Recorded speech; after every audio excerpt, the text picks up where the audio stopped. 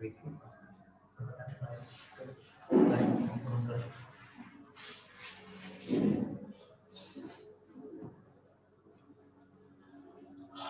හොඳයි එහෙනම් අද දිනේ සිංහල භාෂාව හා සාහිත්‍ය විෂය 10 ශ්‍රේණිය ගොඩක් කාලෙකින් අපි හමුනේ මම හිතන්නේ මේ මාස කමාරකින් දෙකකින් විතර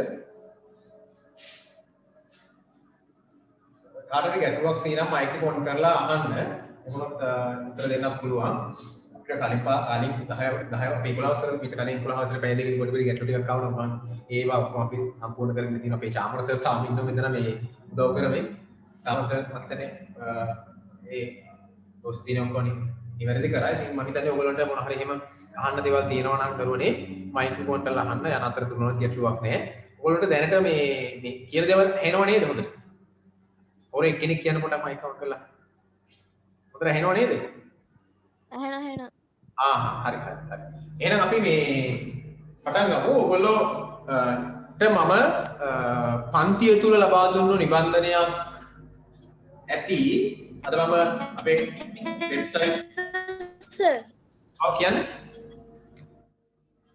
කියන්න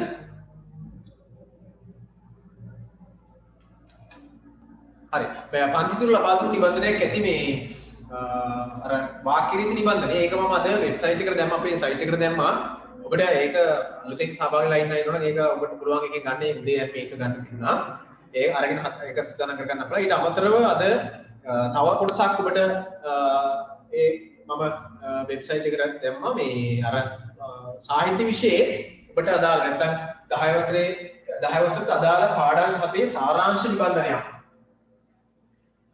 සාරාංශ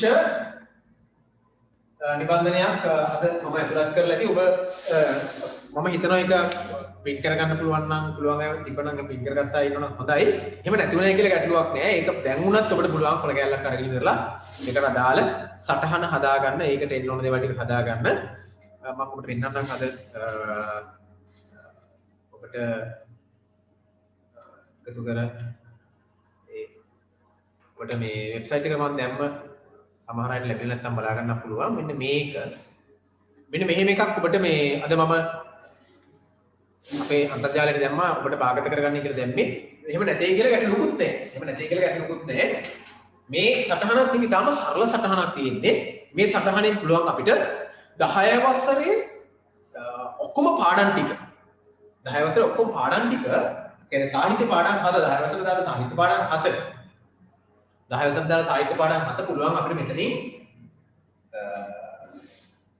ආවරණය කරගන්න. ඔබට මේක ඉදිරි ඉඳන් කරන්න පුළුවන් වැඩක් මම මේ කියන්නේ. මේක කාල සීමාව තුල. ඔබ පාඩම් කරගත්තු මූලික කාරණා ටික මේ තියෙනවා. ඒ නිසා අද දිනේ ඔබට මේ හෝරා දෙක හෝරා එකමාර තුල විෂය කොටස් තුනක් අපි සාකච්ඡා කරනවා අද. එකක් තමයි මෙන්න මේ නිබන්ධන ආශ්‍රයෙන් පළවෙනි පාඩමේ ඉඳලා 7 වෙනි පාඩම දක්වා වූ පළවෙනි පාඩමේ සිට 7 වෙනි පාඩම දක්වා වූ පළවෙනි පාඩමේ සිට 7 වෙනි පාඩම දක්වා වූ පාඩම් 7 සාරාංශ කරමින් හඳුනා ගන්නවා මේ කාල සීමාව තුල අද දිනේ අපි. ඊළඟට මේක ඕන ඔබට මම කියන්නේ මේ ඕන කියන එක. ඒක අපි ඉස්සෙල්ලා දැනගමු මේ සාරාංශයක් අවශ්‍ය කියලා. සාරාංශයක් අපිට අවශ්‍ය ඔබ දන්නවා විභාගෙදී ඔබට ලැබෙනවා ප්‍රශ්න පත්‍ර 3ක්. අපේ දරුවෝ දැන් තමයි දන්නවා. ප්‍රශ්න පත්‍ර 3ක් ලැබෙනවා. මේකට පැය 1යි, මේකට පැය 2යි, මේකට පැය 2යි. පැය 5ක ප්‍රශ්න පත්‍රයක් ලැබෙන්නේ.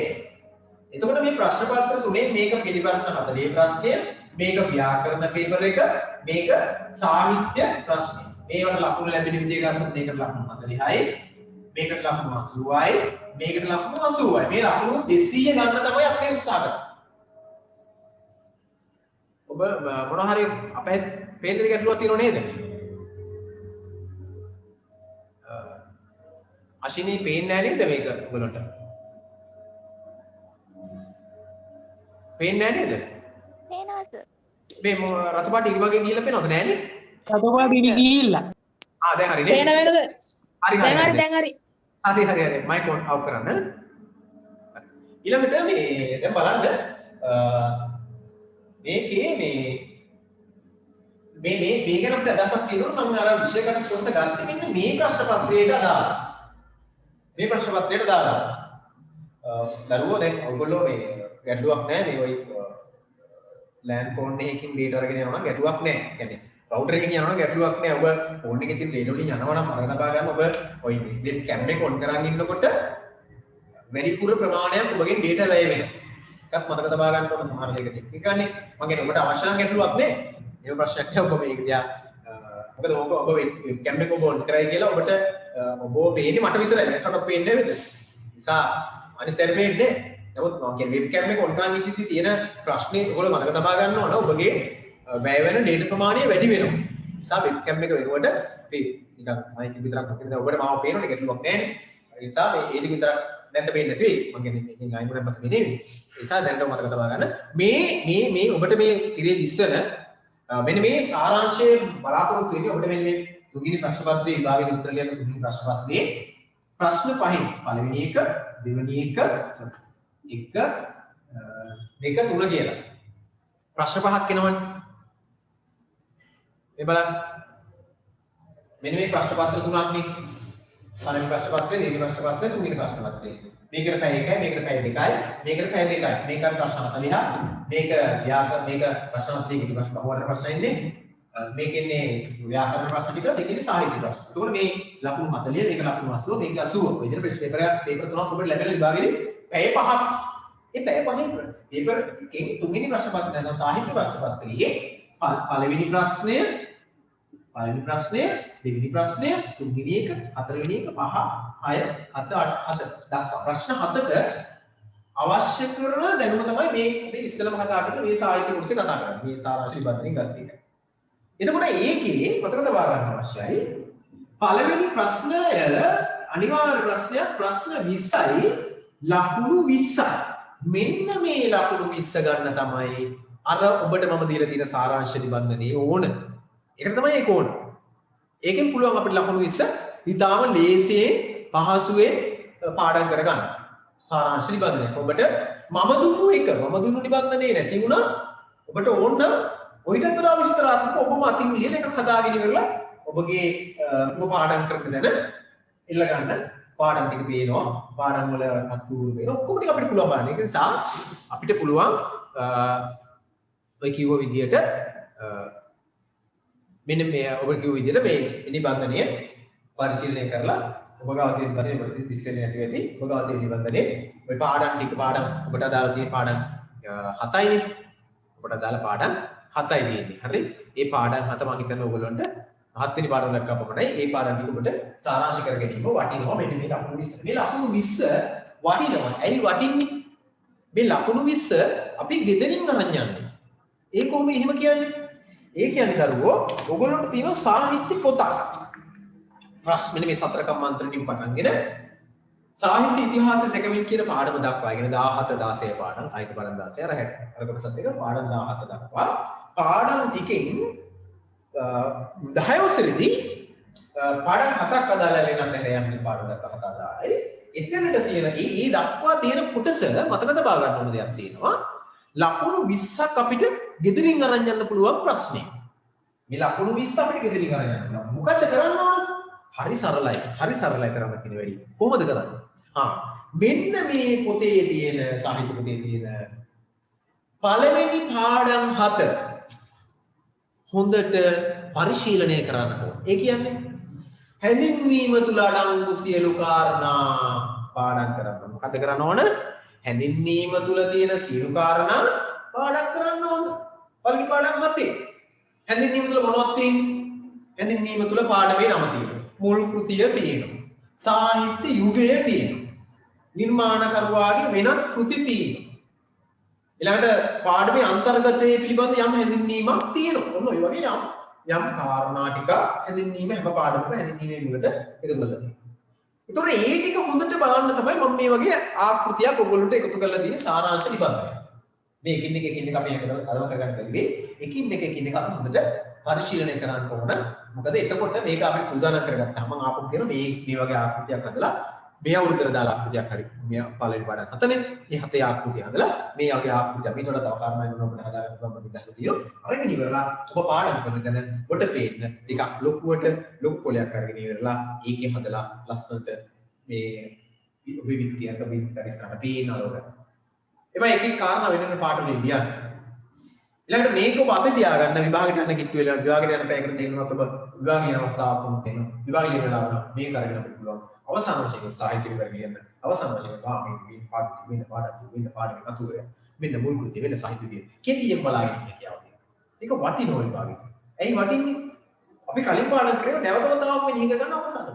නිසා අපිට මේක නිතර දෙවෙනි පරිශීලනය කරන්න පුළුවන්. කොහේ හරි අරගෙන යනකොට පොඩි කොලයක් අරගෙන ගිහලා පාඩම් කරන්න පුළුවන් නිකන් ඉඳලා බලනවා. පාඩම් කරන කෙනෙක්.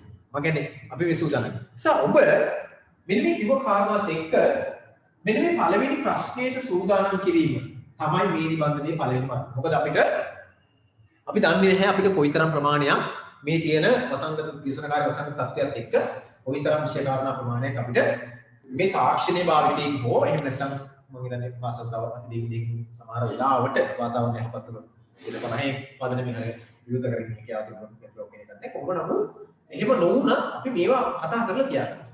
ඒකට තමයි මේ සාරාංශ නිබන්ධනයක් අපි භාවිත කරන්නේ. මේ සාරාංශය තුළ මේ කාරණා ඔබ පාඩම් කරලා ලියන්න ඕන පොත බලලා ලියලා හරියන්නේ නැහැ. ඒකයි මේක වටින්නේ. පොත බලලා මේක කරලා වැඩක්. මේක කරන්න ඕන පාඩම් කරලා. පාඩම් කරලා මතකෙන් ලියන්න ඕන. අපි කොහොමද දරුවෝ මේ සෑම පාඩමකම මේ හැම පාඩමකම හැදින්වීම මොකක් කරාද පන්තියේදී? මම නිබන්ධනයක් ඔබට දුන්නේ. ඒ නිබන්ධනේ මම මොකක් කරලා තිබ්බද? මේ අත්‍යවශ්‍ය කාරණා ඔක්කොටම හිස්තැන් දීලා තිබුණා. තියලා මොකක් කරාද? ඔබට කිව්වා ඔන්න හිස්තැන් තියෙනවා හැදින්වීම ඔබට ඔය නිබන්ධනේ දාලා තිබුණේ. හිස්තැන් තියෙනවා මොකක් කරන්න කිව්වද? ගෙදර ගිහිල්ලා පාඩම් කරන් ගිහලා. ඇයි එහෙම කිව්වේ? අන්න අත්‍යවශ්‍ය කාරණා. ඒකම තමයි මේ සාරාංශ කිරීමක් කරන්න හදන්නේ. නැවත පාඩම් ටික මෙනෙහි කරගන්න මතක් කරගන්න. බොහෝ වෙලාවට මේ දරුවෝ සමහර අය පාඩම් කරනවා පොත් අරගෙන බලනවා. සමහරව එහෙම කරන්නේ නැහැ. ඉතින් එහෙම කරන අයට මෙතියයට පහසු වෙන්නේ. අපි පොඩ්ඩක් මේ සාරාංශය කියන සාරාංශ නිබන්ධනයේ පොඩ්ඩක් අපි සාකච්ඡා කරලා පාඩම් ටික අවබෝධ කරගන්න ඕන. දැන් අද මම කිව්වා මේ පාඩම දාලා කතා කරනවා කියලා. ඒ වගේම සාහිත්‍ය මේ ඉෆෙක්ට් එක දාලා සාහිත්‍ය සාරාංශ සහ පස්වෙනි පාඩම බලාපොරොත්තු වෙනවා. වෙලාව තිබුණොත් පස්වෙනි පාඩමත් යම් ප්‍රමාණයක් අපි අද මේ පොඩි රසවින්දනාත්මක හැඳින්වීමක් කරගන්න අවස්ථාවක් තියෙනවා. ඒ වගේම ඔයගොල්ලෝ පන්ති තුල ලබා දෙන නිබන්ධනයක් මම අද අපේ වෙබ්සයිට් එකට ඇතුළත් කරා. අපේ පේජ් එකට වාක්‍ය රීති කියන නිබන්ධනය. ඒක දැන් අද දාපු එක නම් මුදේ දරුවෝ මේ ටිකක් අද ඔයගොල්ලන්ට මේ ගන්න කියලා දාපු එක. කලින් ඔයගොල්ලන්ට පන්ති තුන එකයි අසමානතා නැහැ. පොඩි වෙනසක් කරලා තියෙනවා. පන්තියේදී නම් අපි අර මාතෘකා ටික ලියමින් කාරණා ටික වෙනයි කරගෙන ගියේ කතා කරගෙන ගියේ මේ නිබන්ධනේ මම ඉස්සරහට වෙන්නනම් වාක්‍ය රීති නිබන්ධනය අද දිනේ කතා කරන වාක්‍ය රීති නිබන්ධනේ එකින් එක මොකක් වෙනවද? මාතෘකානුකූලව වෙන් කරලා ඉතින් පොඩ්ඩක් අපි කියනවා නාමකරණය නැත්නම් මොඩිෆයි කරලා තියෙන්නේ නිබන්ධනයේ කලින් එකට වඩා. එතකොට ඔබට පහසු වෙයි තමයි හිතන්නේ. ඕනනම් ඒ නිබන්ධනයේ ගන්න තේ ඒ නිබන්ධනය ගන්න. නිබන්ධනය ලබාගෙන ඉන්න කියාවක් තියෙනවා. මට කියන්න මම ඒක ඔබට පෞද්ගලිකව ලබා දෙන්න සූදානම්. කිසි ගැටලුවක් නැහැ. අපි මේ ඇත්තටම ඔබ මතක තබා ගන්න තව කාරණාවක් මෙතන මතක් කරනවා. මේ පහසුකමෙන් අපේ දැන් පන්තින ළමයි ප්‍රමාණය හරි අඩකටවත් මේ පහසුකම ඔස්සේ අපිට සම්බන්ධ වෙන්න බෑ. ඒක අපි ඉස්සෙල්ලා අපි දැනගන්නවා. ඊටාම අවම පිළිසකට ඔබ එතකොට ඔබ මතක තියාගන්න ඊටාම අවම පිළිසක් නේද අපිත් එක්ක සම්බන්ධයෙන් වෙලා මේ එහෙම සම්බන්ධයෙන් ඇයි? මේ සම්බන්ධයෙන් වෙලා තියෙන අද දිනේ එහෙම අවම පිළිසකින් සම්බන්ධ වෙලා තියෙන්නේ හේතුව තමයි අපිට හැකියාවක් නැහැ මොකක් කරන්නද? මේ ඒ ළමයින්ට පහසුකම් ටික හදාගන්න හැකියාවක් ලැබෙන්නේ. ඒක නිසා තමයි අද මේ විදිහට සම්බන්ධ වෙලා තියෙන්නේ. මේ ටිකක් මේ අපි පන්තින් අය කියන ප්‍රමාණයක් කෙසේ නමුත් අපි අද දිනේ අපි වැඩි කරගෙන යන්න ඕන. මොන හරි ගැටලුවක් තියෙනම් අහන්නත් පුළුවන් අතරතුර හැමෝම මයික් ඔන් කරලා අත්‍යවශ්‍යම කාරණා විතරක් අහන්න. හරි. අපි ඉක්මන් කරලා යමුද මේ අපේ අද මම ඔයාලට ගන්න කිය අර සාරාංශ සාහිත්‍ය සාරාංශ නිබන්ධනය අරගෙන ඉවරලා පොඩ්ඩක් පාඩම් ටික පොඩ්ඩක් මතක් කරගන්න මම මේ හදන්නේ. අද දිනේ අපි ඉදිරියේදී කොහොමද නිබන්ධන ටික ඔබට ලැබෙයි හෙට අනිත් විදිහට නිබන්ධන ටික වෙනවා ලැබෙනවා. ඒ කෙසේ වෙතත් අපි මේ හැඳින්වීමක් කරගන්න තමයි මේ හදන්නේ. එතකොට මේ අපි බැලුවොත් එහෙම ඔබට ලැබිලා තියෙන නිබන්ධනය. ඔබට ලැබිලා තියෙන නිබන්ධනය බැලුවොත් එහෙම බලන්න මේ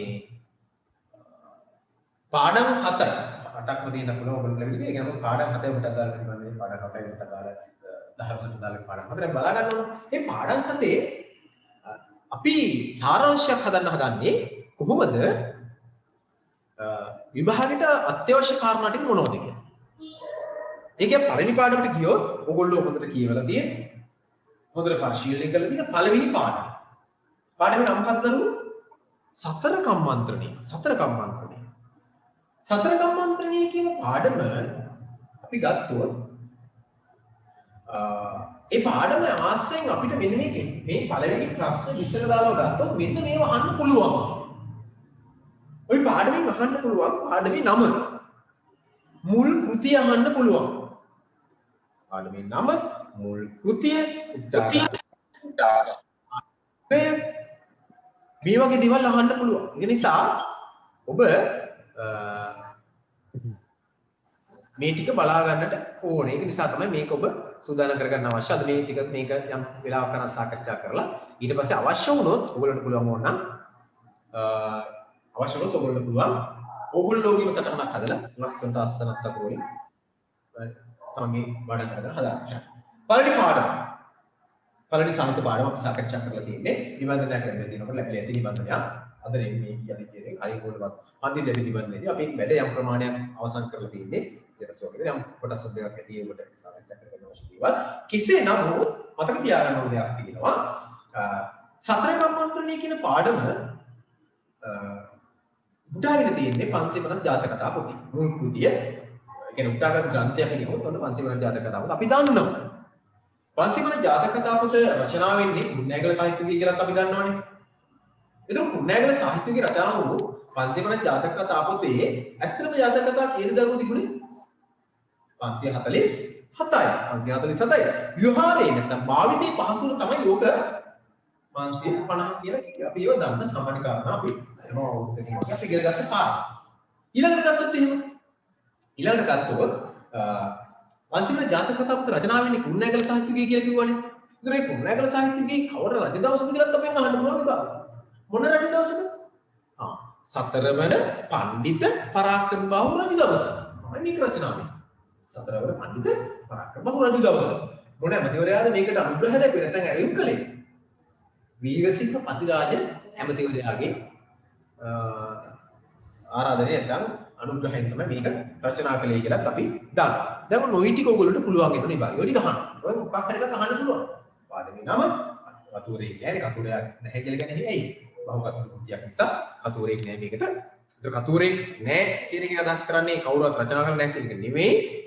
කතුරේ ඉන්නවා. හැබැයි එක්කෙනෙක් ඒ නිශ්චිත කතුරෙක් කවුද කියලා කියන්න බෑ. බහු කතු කෘතියක්. කතු මණ්ඩලයක් විසින් සම්පාදිත කෘතියක් කියන එක තමයි ඒකේ අදහස. බහු කතු කෘතියක් නැත්තම් කතු මණ්ඩලයක් විසින් සම්පාදනය කරලා දෙන කෘතියක් කියන එක තමයි ඒකෙන් අදහස් වෙන්නේ. ඊළඟට අපි ගත්තොත් එහෙම තව පොඩ්ඩක් මේක හදාගන්නත් එහෙම අපි කතා කරලා තියෙන මේක ඔබ නිබන්ධයෙන් තමයි මේක සාකච්ඡා කරලා ඇති. විශේෂයෙන් ඔය මූලික කාරණා ටික කම්මන්ත්‍රණේ 550 ජාතක කතා පොත, පාලි ජාතක කතාවල්, සතරන් පණ්ඩිත පරාක්‍රම බෞරතුමා, වීරසිංහ පතිරාජ ඇමතිවරයා, පාලි ජාතක කතාව. කුරුණෑගල සාහිත්‍යය. මම ඕනේ කිව්ව ටික පොතේ තියෙනවා. ඒ ටික ඔයගොල්ලෝ පාඩම් කරලා තියාගන්න මේක අවශ්‍යයි. ඒකට ඊට අමතරව මේ පාඩමේ තව ඇඳින්නිම තුල තියෙන කාරණා ටිකක් තියෙනවා. මොනවද තියෙන්නේ? ඇඳින්නිම තුල තියෙනවා ජාතක කතාවල ආකෘතික ලක්ෂණ තුනක්. පාලි ජාතක කතාවටයි 550 ජාතක කතාවටයි පොත් දෙකක් නේ. 550 ජාතක කතාවක රචනා කරන්නේ පාලි ජාතක කතාවේ තියෙන කතාවස්තුන් ඒවායේ තියෙන සාරය අරගෙන. ඒතර අර ආකෘතික ලක්ෂණ නැවත මේකට භාවිතා කරනවා. හැබැයි පාලි ජාතක කතා පොත කියන මුල් කෘතියේ තිබුණු ලක්ෂණ නැත්නම් මේ ආකෘතිය ඒ විදිහට භාවිත කළ බවක් දක්වන්න ලැබෙන්නේ යම් යම් ලක්ෂණ යම් යම් අංගපාංග යම් යම් අංග ආකෘතික අංග අඩුවෙන් තමයි නැත්නම් එහෙම කරලා තමයි 550 ජාතක කතා පොත කරන්නේ. හැබැයි මේ කෘති දෙකටම මොකද කෘති දෙක? පාලි ජාතක කතා පොතයි 550 ජාතක කතා පොතයි. 550 ජාතක කතා පොත රචනා කරන්නේ මොන ග්‍රන්ථය ආශ්‍රයෙන් දරුවනේ? පාලි ජාතක කතා පොත ආශ්‍රයෙන්. පාලියෙන් මේක තිබුණේ. ඉතින් මොකද ප්‍රශ්නේ පාලියෙන් තිබුණාම? පාලියෙන් තිබුණාම සිංහල අයට හරිය තේරෙන්නේ. ඒක නිසා නිර්මාණකරු මොකද කළේ? හැදුවා ග්‍රන්ථයක් නිර්මාණය කළා ග්‍රන්ථයක්. ඒකට අපි කිව්වා අර ග්‍රන්ථය ආශ්‍රයෙන් හැදු ග්‍රන්ථයක් නිසා මේක ග්‍රන්ථයක් හැදුවා. ඒක තමයි 550 ජාතක කතා. ඒතර 550 ජාතක කතා පොතේ තියෙන දිගම ජාතක කතාව මොකද්ද? උම්මග්ග ජාතක. අපි දන්න මොකද්ද ජාතක කතාවේ නම? උම්මග්ග ජාතකේ. උමන්දාව උමගක් පිළිබඳව කතාවේ සඳහන් වෙන නිසා මේක උම්මග්ග ජාතක කියලා හඳුන්වනවා. ඒ පිළිබඳව තමයි පාඩි. දැන් ආකෘතික අංග තුන ගන්න. මොනවද පාලි ජාතක කතාවට සහ 550 ජාතක කතාවට දෙකටම අනන්‍ය නැත්නම් පොදු අංග තුන මතක තියෙන විභාගෙ දෙන්න පුළුවන්. මොනවද? වර්තමාන කතාව, අතීත කතාව සහ සමෝධා. ඔය කොටස් තුන ග්‍රන්ථ දෙකටම පොදුයි. එතකොට අපි කියමුකෝ පන්සිමත් ජාතක කතා පුතේ ආකෘතික අංග තුනක් ඉගෙන කියලා අන්න අපිට පුළුවන් මොකද්ද? වර්තමාන කතාව, අතීත කතාව සහ සමෝධා. ජාතක කතාව ඔය අංග තුන තියෙන සාමාන්‍ය. ඊළඟට ජාතක කතා පොතක් ගත්තාම ශෛලිය ගැන පොඩ්ඩක් අදහසක් ගන්න. මේක අවසන් කරන්න කලින් ශෛලිය ගැන අදහසක් ගන්න. මොකද්ද ජාතක කතා පොතේ ශෛලිය කියලා අපි කියන්නේ? ඒ කියලා කියන්නේ දරුවෝ අති ඉතිහාසයේ අපි ගත්තොත් එහෙම පුරාතන සාහිත්‍ය ග්‍රන්ථවල විශේෂයෙන්ම ගද්‍ය සාහිත්‍ය යම් කිසි ශ්‍රැති රම්‍ය ශෛලියකට තමයි රචනා කරන්නේ. ඒ කියන්නේ අහලා රස විඳීමේ හැකියාව ඇති කරන්නා වූ ශෛලියකට තමයි රචනා කරන්නේ. හේතුව එදා හිටිය මිනිස්සුන්ට නැත්නම් එදා හිටිය අපේ ඓතිහාසික ප්‍රජාවට ජනතාවට හැකියාවක් තිබුණේ නැහැ මොකක් කරන්නද? අකුරු ලියන්න, අකුරු කියවන්න නැත්නම් කියවීම. ලියන්න කියවන්න. අපි ඒකට කියන සාක්ෂරතාව. ලියීමේ කියවීමේ හැකියාව. ලියීමේ කියවීමේ හැකියාව ඉතාම අඩුවෙන් තිබුණ නිසා අන්න අපේ ඓතිහාසික ග්‍රන්ථවල ලක්ෂණයක් තියෙනවා. නැත්නම් ඉතිහාසගත ග්‍රන්ථවල ලක්ෂණයක් තියෙනවා. මොකද්ද? ලක්ෂණය තමයි අහලා රස විඳින තමයි ඒක රචනා කරලා තියෙන්නේ. ඒක නිසා ජාතක කතාවල පොදු ලක්ෂණයක් තියෙනවා. බලන්න මම මේ දැන් කොටසක් පොඩ්ඩක් උද්දෘත කරලා කියන්න හදන්නේ. ගොඩක් ජාතක කතා මෙහෙම පටන් ගන්න. කොහොමද පටන් ගන්නෙ? යට ගිය දවසේ බරණැස් නුවර බ්‍රහ්මදත්ත නම් රජුරු කෙනෙකුන් රාජ්‍ය කරන සමයෙහි අප මහා බෝසතාණෝ එහෙමයි පටන් ගන්න. මොකෝයි? ඒකට තමයි කියන්නේ ශ්‍රැති රම්‍ය රටාව. ශ්‍රුති ගෝචර අහල රස විඳීමේ හැකියාවෙන් යුක්තව නිර්මාණය. මේක හේතු මන් දැන් ඔයගොල්ලෝ කිව්වා. ඒකත් එක්ක තමයි ඔයගොල්ලෝ මේක රස විඳින්න ඕනේ. අර මතක් කරන්න අර ප්‍රසන්න දානවන අවස්ථාවක් තියෙන්නේ. හාස්‍ය උත්පාදක අවස්ථාවක් තියෙන්නේ. අපේ මේ වකට හතර කම්මන්ත්‍රණී කියන කොටසෙම මොකද්ද? අර කේවට්ට බමුණාගේ හිසට වර්තිස් පිටක් කියන අවස්ථාව මතකිට ගන්න. හතර කම්මන්ත්‍රණීලා නිවා වූ සැනින් මොකද කරන්නේ? ගිරාපෝත කියන්නේ. සාල්ලි කලාලා පාතට බානා කෙනෙකුන් මෙන් මල්ලක නැත්තම් බහානයක දාලා පරිස්සමට උඩින් ඉඳලා පහළට බානවා වගේ මොකක් කරා කියනවද? කේවට්ට බමුණාගේ හිසට මොකක් කරා කියනවද? වර්චස් පිටක් හෙළුවා කියනවා. ඒක ප්‍රදේශන අවස්ථාව. ඒතර ඒකේ රචනා ශෛලිය මම මේ ගත්තේ. මොකද රචනා ශෛලිය හරි අපූර්ව ව්‍යවහාරය. බලන්න සාල්ලි කලාලා පාතට බානා කෙනෙකුන්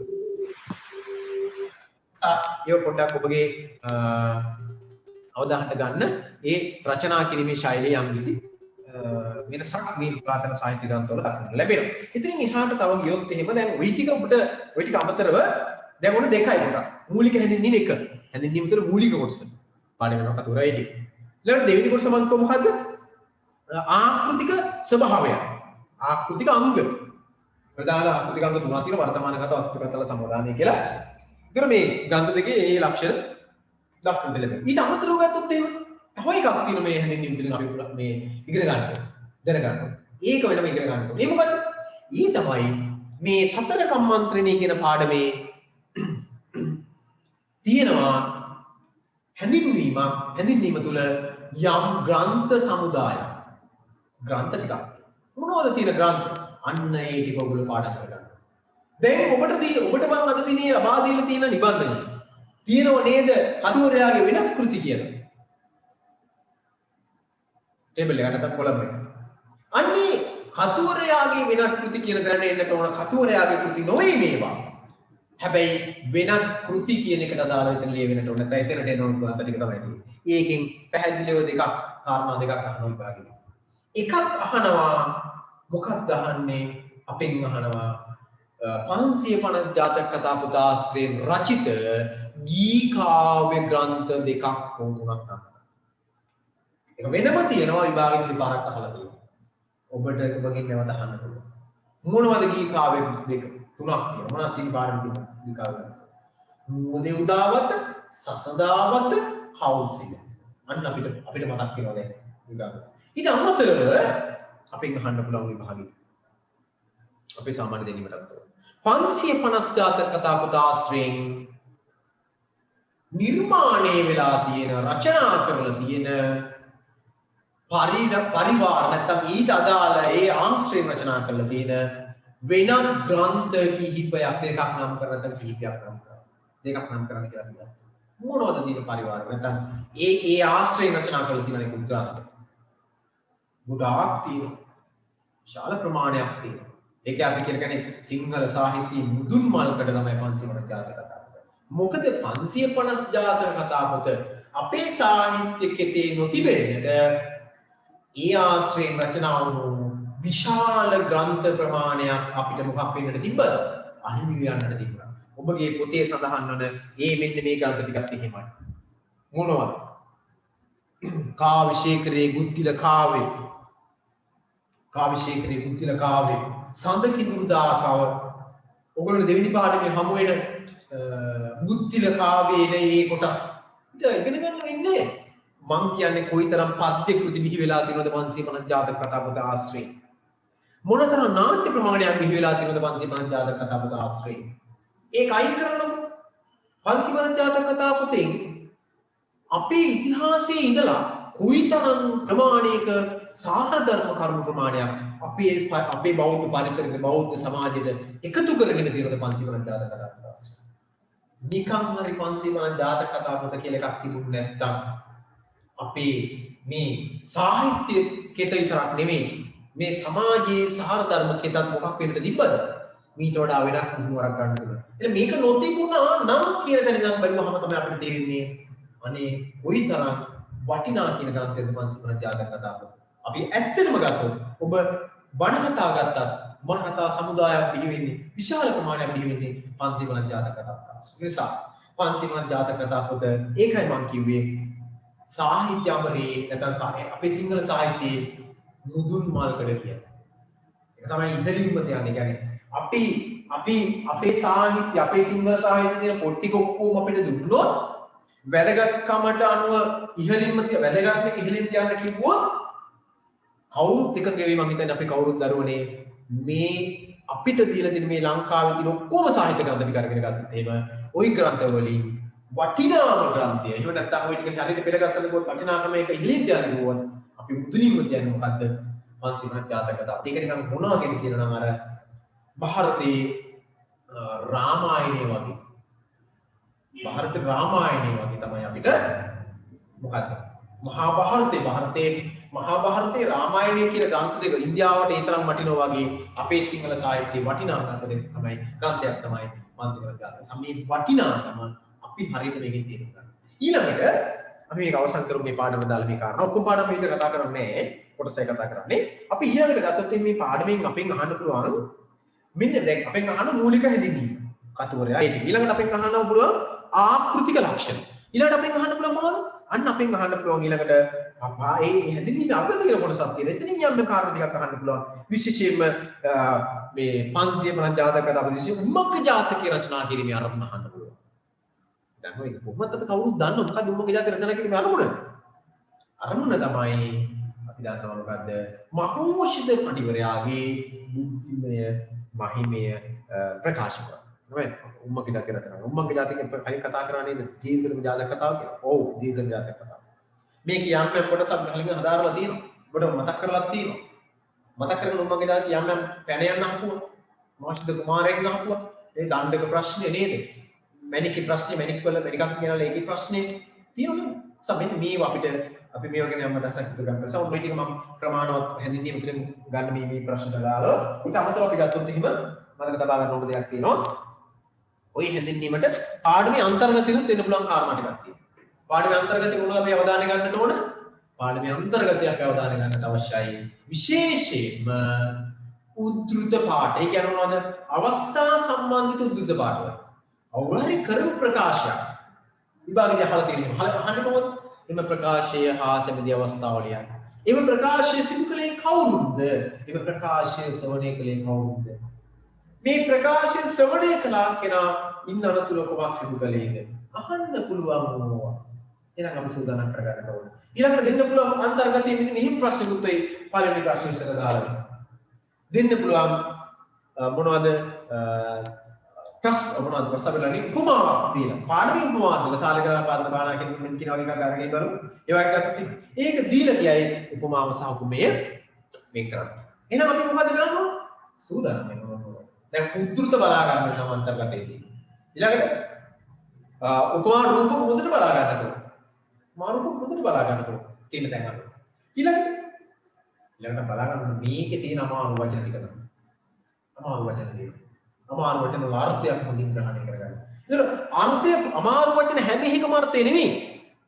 අවම වශයෙන් ඔබගේ පෙළපොතේ තියෙන පෙළපොතේ අග පළවෙනි පාඩමේ අග දීලා තියෙන අමාරු වචන ටිකවත් අමාරු නෑ. අර්ථ වෙන අර්ථ තියෙන්නේ අමාරු වචන ටිකට වෙනස් අර්ථ තියෙන වචන. අරක වචනේ ඒකට වෙනස් අර්ථයක් තියෙනවා. අන්නේ අර්ථ ටික පාඩම් කරගන්න විභාගෙදී අහන්න. නිසා ඔන්න එහෙනම් හැඳින්වීමේ පාඩමේ අන්තර්ගතයෙන් අහන්න ප්‍රශ්න වලට තමයි අපි මේ ඉස්සරහ. එහෙනම් ඔබට තනියම මම හිතන්නේ ලියන්න පුළුවන් අර නිබන්ධනයේ තියෙන කාරණා ටික. අපි නිකන් එකක් විතරක් බලමු. පළවෙනි පාඩමේ නම මොකද්ද? සතර කම්මන්ත්‍රණය. එක ප්‍රින්ට් කරලා තිබුණා. දෙවෙනි එක ගත්තොත් එහෙම ඊළඟ කතුවරය ගත්තොත් බහුකතෘ කෘතියක් නැත්නම් කතෘ මණ්ඩලයක් විසින් සම්පාදනය කරා ඇත. නැත්නම් නිශ්චිත කතුවරයෙකු නොමැත. ඒව අහන්නේ නැහැ. ඒක අහන්නේ නැහැ විභාගෙදී. නමුත් අපි දැනගෙන තියාගෙන ඉන්නට අවශ්‍යයි. ඊළඟ තුන්වෙනි එකට ගියොත් එහෙම මුල් කෘති අපෙන් අහනවා අනිවාර්යයෙන්. හතර කම්මන්ත්‍රණය. මෙතන මුල් කෘති දෙකක් අපිට මෙතන තියෙන්නට ඕන.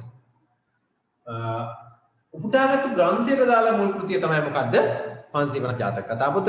550 ජාතක කතා පොත රචනා කරන මුල් කෘතිය අහන්න පුළුවන් අපිට.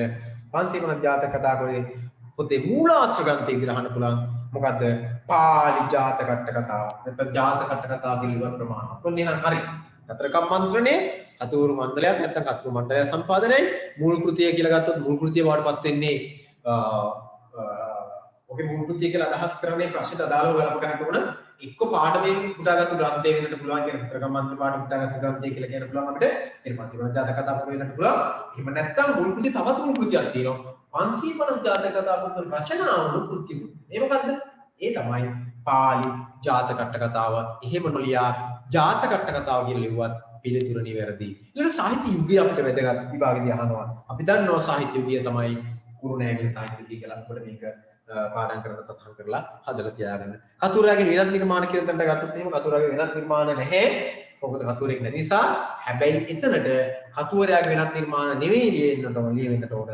ඒ කතුවරයාගේ වෙනත් නිර්මාණ කියලා පිට කරලා දෙන්න තියෙනවා. එතන පහල වගුවේ එතන ඉස්තැනේ ලියා ගන්නට ඕන. මොනවද? පාඩමේ දින අනිකුත් ගන්න මොනවද තියෙන්නේ? මෙන්න මේ ටික තියෙනවා. උම්මක ජාතකේ උමන්දා උමනන්ති ජාතකය, මූදී දාවත, සසදාවත, කෞසිලමින, ඊළඟට කාවශේකර, ගුත්තිල කාව්‍ය, සතකිතුදා කව, කුස ජාතකය ආදීවා ඔතෙන් සටහන් කර ගන්නට අවශ්‍ය ඔක්කොම ටික. ඊළඟට පාඩමේ ප්‍රධාන චරිත කියලා ගත්තොත්, පාඩමේ ප්‍රධාන චරිත ටික ගත්තොත් ඔබට මේ ඉතුරු පාඩම් ටිකට පහසු වෙන්නේ නැහැ. මම මේ මෙච්චර විස්තර කරලා කියන්නේ ඊළඟේව මෙහෙම විස්තර කරන්නේ නැහැ. හරිනේ? ඊළඟ මේ විස්තර කරන්නේ සම මේක හරියට අවබෝධ කරගන්න වෙන දේවල් කරන්නේ නැතිව. හරිනේ? හරි. ඊළඟට මේ ඊට අමතරව මේකේ ප්‍රධාන චරිත විදිහට අපි දන්නවා කවුද ප්‍රධාන චරිත තුනයි. ඊට අමතරව තව චරිත තියෙනවා. ඒවත් ඔක්කොම ලියන්න. ප්‍රධාන චරිත තුන ඇතුළු අනිත් ඒවා ලියන්න. අවශ්‍ය චරිත ටික. ප්‍රධාන චරිත තුන විතරක් කියවුවොත් බලන්න. කවුද? චූලනී බ්‍රහ්මදත්ත රජතුමා. ඊළඟට කේවට්ට බමුණා. හතරක් තියෙනවා නේද?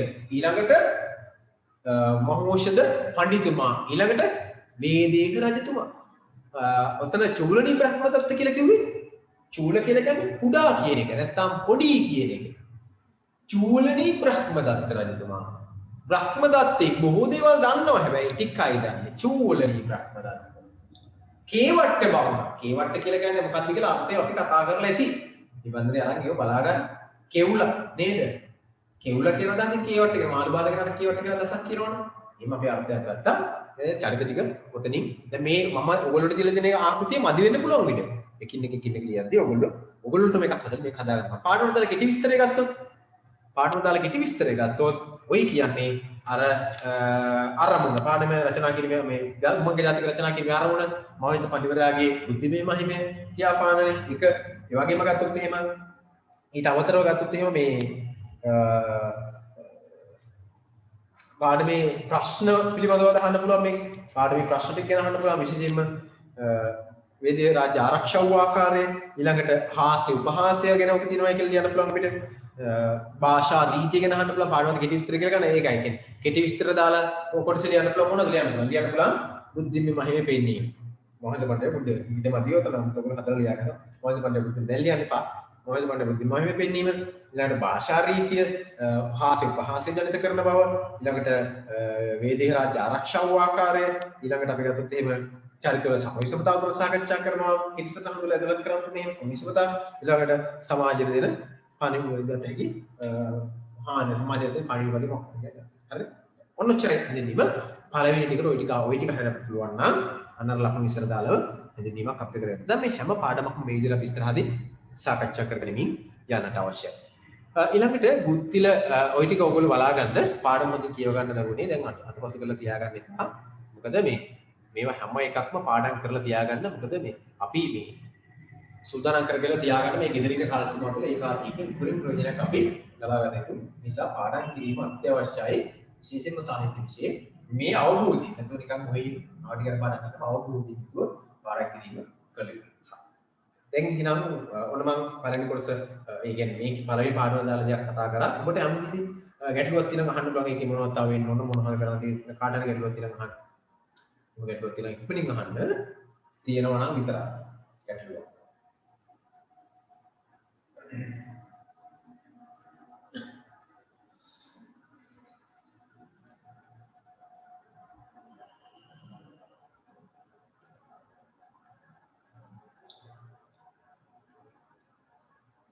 මම හිතන්නේ මේ එහෙම ගැටලුවක් නෑ වගේ.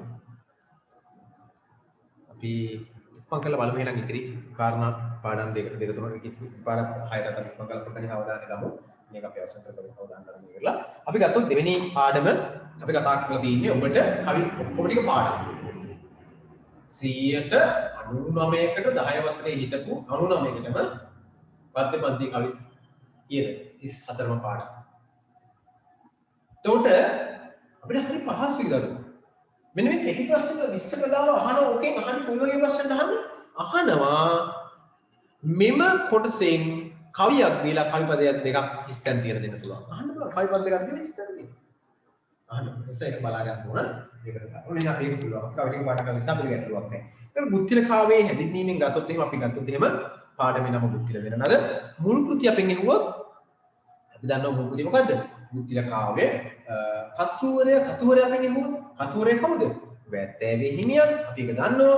ඊළඟට බුද්ධිල කාව්‍ය රචනා කරන්න පදනම් වුණු කතාව මොකද්ද? මූලාශ්‍රයන්ගේ මූලාශ්‍රය මොකද්ද? මොකද්ද? බුද්ධිල ජාතකේ මුල් කෘතිය කියන එකට බුද්ධිල ජාතකේ කියන ලියාගත්ත ගමක් නැහැ. එතනින් එහා ගියාම සාහිත්‍ය යුගයෙන් අහන්න පුළුවන්. සාහිත්‍ය යුගය මොකක්ද කියලා අපි දන්නවා. මොකද්ද? කෝට්ටේ සාහිත්‍ය යුගය සිංහල සාහිත්‍යයේ ස්වර්ණමය යුගය විදිහට ඒක සලකනවා.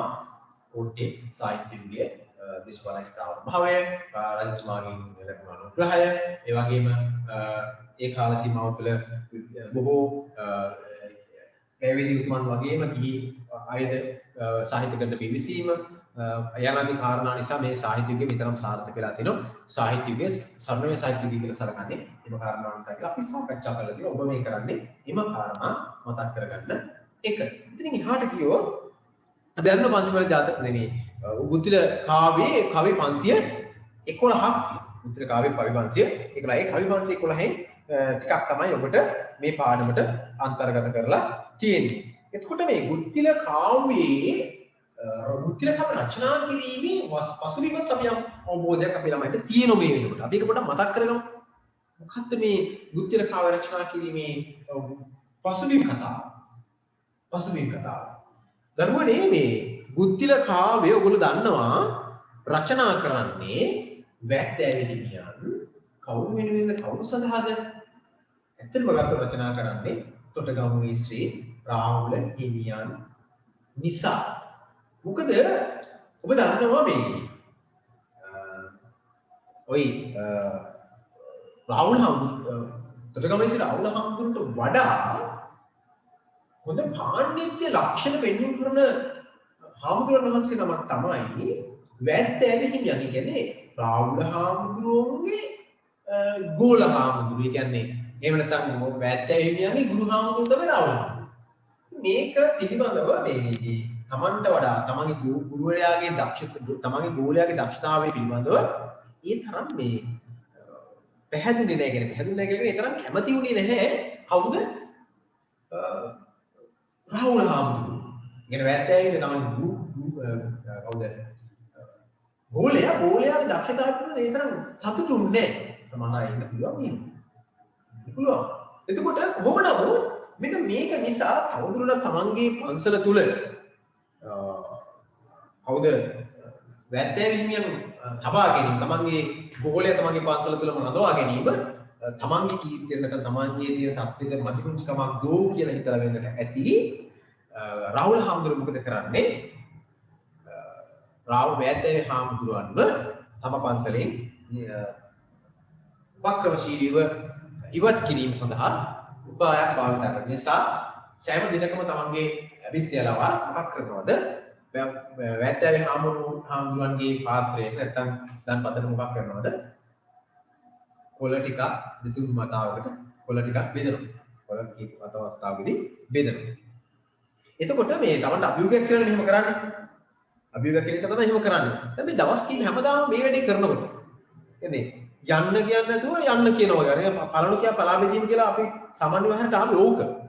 පළණු කියා පලා බෙදීම කියන්නේ පලාවල තුන් මිටක් නැත්නම් මේ අවස්ථාවක සැරේ නැත්නම් ස්ථාන තුනකට අර තමයි පාත්‍රයේ ස්ථාන තුනකට දාන පාත්‍රයේ ස්ථාන තුනකට බෙදෙන පස්සේ වැත්තේ හම්බු දෙන්න ගන්න දවසක් කරා දෙකක් කරා මේ දැන් නම් මේකේ වෙනවා හරි අර්ථයක් මේ දෙන්නවා කල්පනා කරාම උන්වහන්සේ කොහොමද බුද්ධිමය මහිමේ ටිකක් තිබ්බ බුද්ධි සම්පන්න කෙනෙක් කල්පනා කරා මේක මොකක්ද සත්‍ය නම් මේ කියන්නේ මට උපාසලින් ඉපා යන්න කියනවා වගේ එකක් නේ පළනෝ කියා පලා බෙදනවා අපි කියනනේ පළනෝ කියා පලා බෙදනවා කියලා අහන්න අපි අන්නේ වගේ එකක් කියලා අහලා දැනගෙන ඉවරලා මෙයා කල්පනා කරලා තේරුණා මේ කියන්නේ මට යන්න කියලා නිසා උන්වහන්සේ මොකද කියන්නේ මොකද කරන්නේ රාහුල හාමුදුරුවෝ විහාරස්ථානයේ තමයි ඒ ගිහිල්ලා එතනින් උඩතල ගිහිල්ලා තමන් ඉගෙන වැත්තේ හාමුදුරුවෝ රාහුල හාමුදුරුවන්ට කියන්න හදනවා මොකද කියන්න හදන්නේ තමන් ගුරුවරයාට නොසලකා හැරිනේ කියන්නේ තමන් ගුරුවරයාව අව탁සිරු නැත්නම් ගුරුවරයාව පිළිබඳව මේ අයහපත් මානසික මට්ටමේ කටයුතු කළේ නැහැ. ඒ තමන් ඒ ගුරුවරයා පිළිබඳ කෘතඥතාවයෙන් තමයි කටයුතු කරන්න කියලා. දැනට කෘතඥතාවයෙන් තමයි කටයුතු කරන්න කියලා කියන්න තමයි වැත්තේ හාමුදුරුවෝ මේ ගුත්තිල ජාතිකේ පදනම් කරගෙන ගුත්තිල කාව්‍ය රචනා කරා. ගුත්තිල කාව්‍ය කියන්නේ මේ සමාජයක් පෝෂණය කරන වචන විහිච්ච ග්‍රන්ථයක්. අපි කලින් කතා කරා. මොනවාද ආපු වචන? අපි නිකන් සාමාන්‍යව හරි කියනෝනේ මොකද කියන්නේ? උඹලා ඉතින් ගුත්තිලලානේ අපි දුසිලලානේ කියලා අපි කියනවා. ඊළඟ ගෙදර සාමාන්‍යව හරි අහලා තියෙන අපි කොහොමද ආන්නේ? අපි සාමාන්‍යව හරි ගෙදර නේ විනත් අවස්ථාවල මේ උච්චර සભ્ય වචනයක් වුණාට අපි කියන මොකද කියන්නේ? ආනේ ඵලයන් මම මුසිලේ යන්නේ කියලා. එහෙම මුසිලේ කියන වචන ආවේ කොහෙන්ද? අන්න මේකෙන් ආවේ. ඊළඟ මොකද කියන්නේ? හොඳට වැඩක් කරාම කියනවා මුසිලේ වැඩ කරන්න එපා නැත්නම් මුසිලේ වැඩ කරන්න එපා. එහෙම කියනවා. ඇයි එහෙම වචනේ කියන්නේ? ඒ තරම් මේක මිනිස් සමාජයේ පෝෂණය කරන මිනිස් සමාජයේ සාධාරණ කරන පිටිවහලක් වෙච්ච නිර්මාණයක් වඩපත් වෙලා. නිසා අනිත් වගේ වචන ආපු නිසා අපිට පේනවා මේකේ යම්කිසි වටිනාකමක් අතර අපිව සාකච්ඡා කරලා දීම මම කියනවා කරේ මේකට අවබෝධ කරගන්න අවශ්‍යයි. ඒතකොට අපි රාහුල හාමුදුරුවෝ ගැන අවබෝධයක් අපිට තියෙනට ඕන. රාහුල හාමුදුරුවෝ ගැන කතා කරනවා ඔයගොල්ලෝගේ සාහිත්‍ය පොතේ මොරසිලි පාඩමේදී අර මොකද්ද මග විසිතුරු කියන පාඩමේදී රාහුල හාමුදුරුවෝ මානතරෝ සැලින් සදේශයේ උටාගත්තු පද්‍ය කීපයක් තියෙන එක කතා කරලා ඉන්නවා. මම රාහුල හාමුදුරුවෝ කියන්නේ රාහුල හාමුදුරුවෝ ගැන ජනප්‍රිය කතා සමුදායක් තියෙන එකෙන් ඒකත් එක මම පොඩ්ඩක් මතක් කරන්නම්. කියනවා මේ රාහුල හාමුදුරුවෝ මේ පාණ්ඩිත්‍ය ලබා ගත්තේ කතරගම දිගන්සි ලබා දෙන ලද සරස්වති තෛලය නැත්නම් සරස්වති කියන තෛලය කියන තෙල් වලනේ සරස්වති තෛලය බැලඳ නිසා කියලා එක තැනක එහෙම නිකන් ජනප්‍රියයක් තියෙනවා. සමහරවල් කියනවා අර කොහොම පොඩ දිවිගාගත්ත නැත්නම් එහෙම පොඩ දිනපත දිවිගාගෙන පාණ්ඩිත්‍ය ලබා ගත්ත මේ තෛලය රාහුල හාමුදුරුවෝ සම්පූර්ණ එකපාරම දුකේ ජනප්‍රිය කතාවක් තියෙනවා. එහෙම කියනවා. කෙසේ නමුත් උන්වහන්සේ පාණ්ඩිත්‍ය ගත්ත අර හොඳ කතරගම දිවියන් ලබා දුන්නු තෙල් වර්ගයක් නැත්නම් තෛලයක් වන සරස්වති තෛලය වැළඳීම නිසා කියලා කියනවා පාණ්ඩිත්‍ය ලබා ගන්න. ඒ වගේ තවත් අවස්ථාවක් කියනවා. තවත් ජනප්‍රියක් තියෙනවා. උන්වහන්සේ පිරිනුවන් පෑවෙත් සිද්ධාලම කියන තෛලය අපවත් තුල සිද්ධාලම කියන තෛලය වැළඳීම නිසා. ඔය අපවත්තුනේ මේ ඉන්ද්‍ර ප්‍රදේශයේ ගල්ලෙන ටයිප් එක කියලා කියනවනේ. ඒක දන්නවා ජනපද කතාව. එතකොට ඉන්ද්‍ර ප්‍රදේශයේ ගල්ලෙන් ඇවිල්ලා අර තෛලේ වලදලා මේ අපවත්තුනා කියලා කියනවා. අපවත්තුනෙන් පස්සේ පොදු ලක්ෂණයක් දැක්කා කියලා කියනවා. මොකද අපි දන්නවා උන්වහන්සේ මරුණත් නැත්නම් මිය ගියත් ශරීරයෙන් නිරුද්ධ වෙලා තිබුණා. මරණපත් වෙලා තිබුණා. මොකක්ද වෙලා තිබුණේ? අර ශරීරයේ නියපොතු හිසකෙස් මේ අපේ හිස් ආදී දිගට වැවෙන්න මට කියන්නේ ඒවා ගැරෙන්නත් දිගට වැවෙන්න පටන් ගත්තා. මේක අර පෘතුගීසින් එක ගැන මේකට ඇදගෙන පෘතුගීසින් මේ උන්වහන්සේගේ ශරීරය අරගෙන ගිහිල්ලා ගෝවෙට ගිහිල්ලා තමන් වක්තුවරේ කොතුවරේ ඉඳලා බුද්ධ සත්කාර කර බවක් සඳහන් වෙනවා. දැනටත් ওই සමාජ මාධ්‍යවලදී ওই යම් අවස්ථාවල ওই දේහය පිළිබඳව යම් සාධක මත කරගෙන මේ පින්තූර ඉදිරිපත් කරමින් යම් කාරණා ඉදිරිපත් කරනවා. මේක පොඩ්ඩක් මතක කරගන්න. පුත්තිල කාව්‍ය වැත්තෑවිනි රාහුල කාමතුරෝ සම්මදියාව පුත්තිල කාව්‍ය රචනා කරන්නේ තමන් කෘතඥතාපූර්වක බව සිහිපත් කරන්න වැත්තෑවේ හාමුදුරුවෝ ගුණමක කෙනෙක් නෙවෙයි යහපත් කෙනෙක්. ඒ සිහිපත් කරන් තමයි මේක රචනා කරන්නේ. ඒක කවි 511යි පුත්තිල ජාතිකේ පදනම් කරගන්නේ කෝට්ටේ සාහිත්‍ය රචනාවන්නේ කියන කාරණා ටික ඔයගොල්ලෝ යම් මට්ටමකින් අවබෝධ කරගෙන තියෙන්නේ. දැන් ඒක පොඩ්ඩක් අපි දැන් මතක් කරගත්තා. අර ඔයගොල්ලෝ දුන්නු සටහනක් ඒ විදිහටම හදා ගන්නට ඕන. මේ සටහනට පොඩ්ඩක් ගියොත් එහෙම ඒකේ තියෙනවා මෙන්න මේ හිම බුද්ධිල වෙනනද පාඩමේ නම කතුවරයා වැද්දෑවි හිමියන් මුල් කෘතිය බුද්ධිල කාව්‍ය. එතනට වරහන් ඇතුලේ ලියන්න පුළුවන් අපිට මොකක්ද? වරහන් ඇතුලේ ලියව ගන්න අකට ලියා ගන්න පුළුවන් බුද්ධිල කාව්‍ය මුල් කෘතිය. සාහිත්‍යය ගත්තොත් කෝට්ටේ සාහිත්‍යය අපි කියනවා සිංහල සාහිත්‍ය සරලමේ සාහිත්‍යය කියලා. කතුවරයාගේ වෙනත් නිර්මාණ විදිහට ගත්තොත් මෙතන නම් නිර්මාණ සඳහන් වෙන්නේ නැහැ ඔයගොල්ලෝ මෙහෙම තුල. එම නිසා අවශ්‍ය නැහැ. හැබැයි මතක තියාගන්න ඕන අපි උන්වහන්සේගේ වෙනත් නිර්මාණ වෙනත් පාඩමකදී කීපයක් ඉගෙන ගන්නවා. ඇත්ත එහිමියන්ගේ නිර්මාණ ඔයගොල්ලෝ දන්නවා. ඒවත් ටිකක් අපි ඉදිරියේදී වෙන පාඩමකදී ඉගෙන ගන්නවා. දැන්ට මේක ඉස්සෙන් තියලා ඕනනම් ඒක අවශ්‍ය නැහැ විභාගෙදී අහන්නේ. මේ අහන්නේ වෙන අනෙක් පාඩමත් එක්ක අහන. ඒකට අපි දැනගෙන ඉන්නට ඕනේ. ඒක ඉස්සෙන් තියලා තියාගන්න. වෙන තැනකට අපි ඒවා පාඩම් කරගන්න අවස්ථාවක් තියෙනවා අපිට. 11 වෙනි පාඩම මට මතක විදිහේ පාඩමදී අපි ඒක සාකච්ඡා කරනවා දෙන්න ලියන්න. ඊළඟට ප්‍රධාන චරිත ගත්තොත් චරිත ටික අපි නම් කරගන්න පුළුවන් පාඩම ආශ්‍රයෙන් කවුද ඉන්නේ චරිත? බුද්ධිල ඇදුරුතුමා, මූසිල ගාන්ධර්වය, ඊළඟට එතනින් එහාට ගියාම සක්ක දේවේන්ද්‍රයා ඉන්නවා නේද? ඒවා පොඩ්ඩක් නිකන් මේ හැමෙන් චරිත ටික සටහන් කරලා තියාගත්තට කමක් නැහැ පාඩම දාලා. ඊට පාඩම දාලා කෙටි විස්තරය කියලා අපි අදහස් කරන්නේ උතනින්. විශේෂයෙන්ම මේ ප්‍රශ්න වලින් අපේ ප්‍රධාන කාරණා කර ඉස්සෙල්ලා මම කියන්නේ මේ බුද්ධිල කාව්‍ය රචනා කර මූලාශ්‍ර කරගත්තු ජාතක කතාවක් තුනේ. මේ ජාතක කතාව පුළුවන් ඔතෙන්ට ලියන්න පාඩම දාලා කෙටි විස්තරය. මොකක්ද ජාතක කතාව? බුද්ධිල ජාතක. ඒක ලියන්න පුළුවන් කෙටි පාඩම දාලා කෙටි විස්තරය දාලා. හරිද? ඊළඟට ඔතෙන්ට ලියන්න පුළුවන් විශේෂයෙන්ම මේ ප්‍රශ්න වලින් අපෙන් අහන්න බලන දේවල් ටික ඔතෙන්ට ලියන්න පුළුවන්. මොනවද ප්‍රශ්න වලින් අපෙන් අහන්න කාරණා කියලා ගත්තොත් විරිත් ගැන අහනවා. විරිත් කියන එක ඔතෙන්ට ලියලා තියාගත්තට කමක් නැහැ. පාඩම දාලා කෙටි විස්තරය. විරිත් කියලා කෙටියෙන් ලියන්න. විරිත් ගැන අහනවා. ඊළඟට අපෙන් කෙටි විස්තරයට දාලා අපෙන් අහන ගාමනෝ දාන්න ප්‍රතිභාව ගැන අහනවා. ප්‍රතිභාව කියන ලියලා තිබ්බම හරියට උතරයි ප්‍රතිභාව. විරිත් ගැන අහනවා, ප්‍රතිභාව ගැන අහනවා. ඊළඟට අපි ගත්තොත් එහෙම කාව්‍යමය වහර ගැන අහනවා. පාඩමේ ප්‍රශ්න වලින් අපි ඒක හදලා දෙන්න ගන්නට ඕන. ඒ වගේම මේ විනාදී මිහිරි බව ගැන අහනවා පාඩමට දාලා ගත්තොත් කෙටි විස්තරේ. ඊළඟට අර්ථ රසය, ශබ්ද රසය ගැන මේක අපෙන් අහනවා. ඊළඟට කාව්‍ය උක්ති ගැන අහනවා පාඩම තුල. කාව්‍ය උක්ති කියන එක සඳහන් කාව්‍ය පිළිබඳව. ඊළඟට ප්‍රතිභාව වලට අපි කලින් කතා කරා. මෙන්න මේ වගේ කාරණා ටිකක් මේ හැදෙන්නේ පාඩම වල කෙටි විස්තරය ඔබ සටහන් කරගන්නටම අවශ්‍යයි. හරි. පාඩම් 3යි. පාඩම් 3 අපි කතා කරලා අවසන් කරමු. කවි ඔක්කොම පාඩම් කරලා තියෙන්නේ අපි. කවියක් දෙක නිකන් මතක් කරොත් පළවෙනි කවිය ගත්තොත් එහෙම ඔයගොල්ලන්ට මතක් වෙන ඉතින් පාඩම් කරලා තියෙන අපි හැමලම මේක හැම දරුවෙක්ම මොකක් කවියට පාඩම් කරලා තියෙනවා. ඒ නිසා ගැටලුවක් නැහැ අපේ දරුවෝට පොඩ්ඩක් මතක් කරනවා ඩක් ගාලා කවිය කියන්න පුළුවන්. කියන්නේ මුත්තිල ඇතුළු සඳ වීණා වයින් දෙසලින් අසික පනවන ලද සුදු සුවසනක ගොසින් සඳ වෙනිකම් උදාහරණයක් ගත්තේ. තවත් අතරින් පද තව උදාහරණයක් ගමු. මේ බලන්න. නවතාගි ගිරියේ අසන ලෙස සිත් පිරියේ එර කන්දි ගිරියේ කරත වෙන ගායනා සරේ. හරි අපූර්වයි. කෙටි විරුද්ධ භාවිතයෙන් කවිතා හතුනක් තියෙනවා. ඊළඟට මධ්‍ය විරුද්ධක් භාවිතා කරනවා. මධ්‍ය විරුද්ධක් භාවිතා කරලා කවි ප්‍රමාණයක් රචනා කරනවා 28 වෙනි 32 වෙනි කවිය දක්වා කෙටි විරුද්ධක් භාවිතා කරලා අවසාන කවිය ගත්තොත් එහෙම දීප්තිය සස්වන් කුසුම සරාගේ නුමුතු සුමනමල් පැලන සරාගේ දකුතු නගන සුරගන්නලාගේ මුතුන් වේද මේ කවි අපි මධ්‍ය විරුද්ධයක් රචනා කරනවා. ඊට පස්සේ අපි ගත්ත දීර්ඝ විරුද්ධක කවියක් අපි උදාහරණයක් මතක් කරගන්න පාඩම්. එහෙම රූ රසය යනි නාලෙසියත් වෙලදී විදුලිය පවා රන් රසයේ එක්වන ලෙසේ වෙන නාදනු පාතබ තබා කියන කවිය මතක් කරගන්නවා. දැන් ඔන්න අපිට පාඩම් පිළිබඳව අම්ම දහසක් උගුරු ගාව දැන් තියෙනවා. ප්‍රමාණ.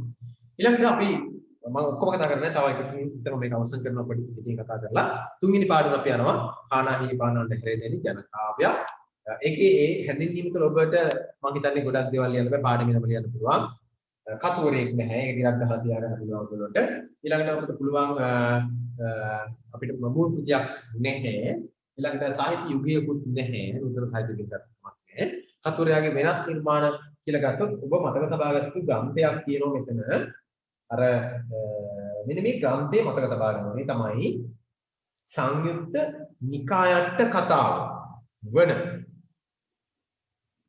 පරමත්ත ජෝතිකාවේ එන පාඩයක් නෙමෙයි මේ කියන්නේ පරමත්ත ජෝතිකාව කියන්නේ. ඒ වචන ටික මතක තියාගන්න. අනුරාධපුරයේ රචනා වෙච්ච ග්‍රන්ථයක් පිළිබඳව සඳහන් වෙනවා. නිකායට්ට කතාවක් නෙමෙයි. මොකද පරමත්ත ජෝතිකාව. ඕක මතක තබා ගන්න. ඕක අහලා තිබ්බ එකපාරක් විභාගෙ. මේකේ මතක තබා ගත්තොත් ඒ වෙනත් කෘති කියන තැනට එන්නේ එච්චරයි. මොකද්ද ග්‍රන්ථය? පරමත්ත ජෝතිකාව. ඒක මොකද්ද අනුරාධපුරයේ ලියවුණු සංයුක්ත නිකායට්ට කතාවක්. සංයුක්ත නිකාය කියලා කියන්නේ මොකක්ද සංයුක්ත නිකාය කියලා කියන්නේ? ඔබ දන්නවා මේ බුදුන් වහන්සේගේ ධර්මය කොටස් තුනකට බෙදුවනේ. සූත්‍ර පිටකය, විනය පිටකය, අභිධර්ම පිටකය. නේද? එහෙනම් බෙදුවන් පස්සේ සූත්‍ර පිටකය ආපහු බෙදුව කොහොමද? දීඝ නිකාය, මජ්ක්‍ධිම නිකාය, සංයුක්ත නිකාය, අංගුත්තර නිකාය, උද්දක නිකාය අපු බෙදුවනේ ආපහු. අන්නේ බෙදපු එකක් තමයි සංයුක්ත නිකාය කියලා කියන්නේ. අපෝ කියනවා නම් බුදුන් වහන්සේගේ ධර්මය ත්‍රිපිටකයක් කරා. නැත්නම් තුනකට බෙදුවා. මොකක්ද ත්‍රිපිටකය? සූත්‍ර පිටකය, විනය පිටකය, අභිධර්ම පිටකය. අභිධර්ම පිටකයයි විනය පිටකයයි අයින් කරන් පස්සේ ඉතිරි වෙන මොකක්ද? සූත්‍ර පිටකය. ওই සූත්‍ර පිටකය මොකද්ද කරේ? ආපහු බෙදුවනේ මෙන්න මෙහෙම. ඒ කියන්නේ සූත්‍රවල ප්‍රමාණයක්. දීඝ සූත්‍ර නම් දීඝ නිකාය. මධ්‍යම ප්‍රමාණයේ සූත්‍ර නම් මධ්‍යම නිකාය. දැන් එහෙම දීඝ නිකාය, මධ්‍යම නිකාය, සංයුක්තද සංයුක්ත නිකාය. දීඝ නිකාය, මධ්‍යම නිකාය, සංයුක්ත නිකාය, අංගුත්තර නිකාය. එහෙම වර්ග කරායි වර්ග කිරීම එකක් තමයි සංයුක්ත නිකායට කතාව කියන්නේ. සංයුක්ත නිකායට කතාවේ එන පරමත්ත ජෝතිකාවේ නිකාය කතාවක් වල පරමත්ත ජෝතිකාවේ තමයි මේ පිළිබඳව සඳහන් වුණා පොඩ්ඩක් තියෙන්නේ නම ලියලා කියන්නේ මොකද නම පරමත්ත ජෝතිකාව. ඔයගොල්ලෝ මට කලින් ඔක හරියට උදාහරණයක් නෑ. දැන් ඔන්න මතක් කරා මොකද්ද නම? පරමත්ත ජෝතිකාව. මොකද්ද නම? පරමත්ත ජෝතිකාව. හොඳට බලා ගන්න මොකද්ද නම? පරමත්ත ජෝතිකාව කියන එක. පරමත්ත ජෝතිකාව. දැන් ඊට පස්සේ මේ වෙනත් නිර්මාණ කතුරගේ වෙනත් නිර්මාණ කරු කතුරගේ වෙනත් නිර්මාණ උත් එක්ක මතක තබා ගන්න අනුරාධපුර කියලා දෙනවලු පරමත්ත ජෝතිකාය සංයුක්ත නිකායට කතාවක් සංයුක්ත නිකායට කතාවක් තමයි පරමත්ත ජෝතිකාව කියන්නේ. ඒකෙන් තමයි ඒකේ පුටාගත් උද්දේශය පිළිබඳව මේ පාඩමේ සඳහන් වෙනවා. ඒ අතීතයේ ජන සාහිත්‍ය භාවිතය පිළිබඳව. ඉතින් හරිය ගහම ප්‍රධාන චරිත ගත්තොත් ආනාහිය පානන්න හැරෙන්නේ කියන්නේ. ඒ පාඩමේ හැඳින්වීම පොඩ්ඩයි. තාම ලේසි. අන්තර්ගතෙට ගියොත් තවදුරටත් අපිට පුළුවන් ඒකේ ජනකවි වර්ග තියෙන දරුවෝ. ජනකවි වර්ග ටික අපි කීපයක් මතක තබා ගන්න අවශ්‍යයි. ජනකවි වර්ග පිළිබඳ දීර්ඝ විස්තරයක් ඔබට දවා දුන්නු දෙවෙනි පාඩමේ නිබන්ධනි. පන්ති ලබන දෙවෙනි පාඩමේ නිබන්ධනි තියෙනවා. ඒවත් නැවත නැවත පරිශීලනය කරලා අවබෝධ කරගන්න. ඒක අවබෝධය සඳහා තමයි මේව පාඩම් කරන්නේ. ඒකේ තියෙන නිබන්ධනයේ තියෙන බොහෝ දේවල් අවබෝධයට. හැබැයි ඔයගොල්ලෝ මේ පොතේ තියෙන දේවල් මේ කතා කරන්නේ ඔක්කොම මේ නිබන්ධන තියෙන මොනවද? මේවා පාඩම් කරගන්න. මේවා අවබෝධනේ හරිය පාඩම් කරලා තියාගන්න. අවබෝධය නැත්නම් පාඩම් කරලා තියාගන්න. ලියන්න එපා. නිබන්ධනෙන් පාඩම් කරගන්න එපා. නිබන්ධනේ අවබෝධ කරගන්න. තමන්ගේ විෂය කාරණා අවබෝධ කරගන්න. මේවෙන් පාඩම් කරන්න. හරි. එතකොට මේ ඊට අමතරව දැන් ওই ජනකාවේ කීපයක් අපි ගත්තා. ඉතින් අවසන් කරමු මේ කොටස. ජනකාවේ දේ තුනක් ගත්තොත් එහෙම කීපයක් මතක කරමු.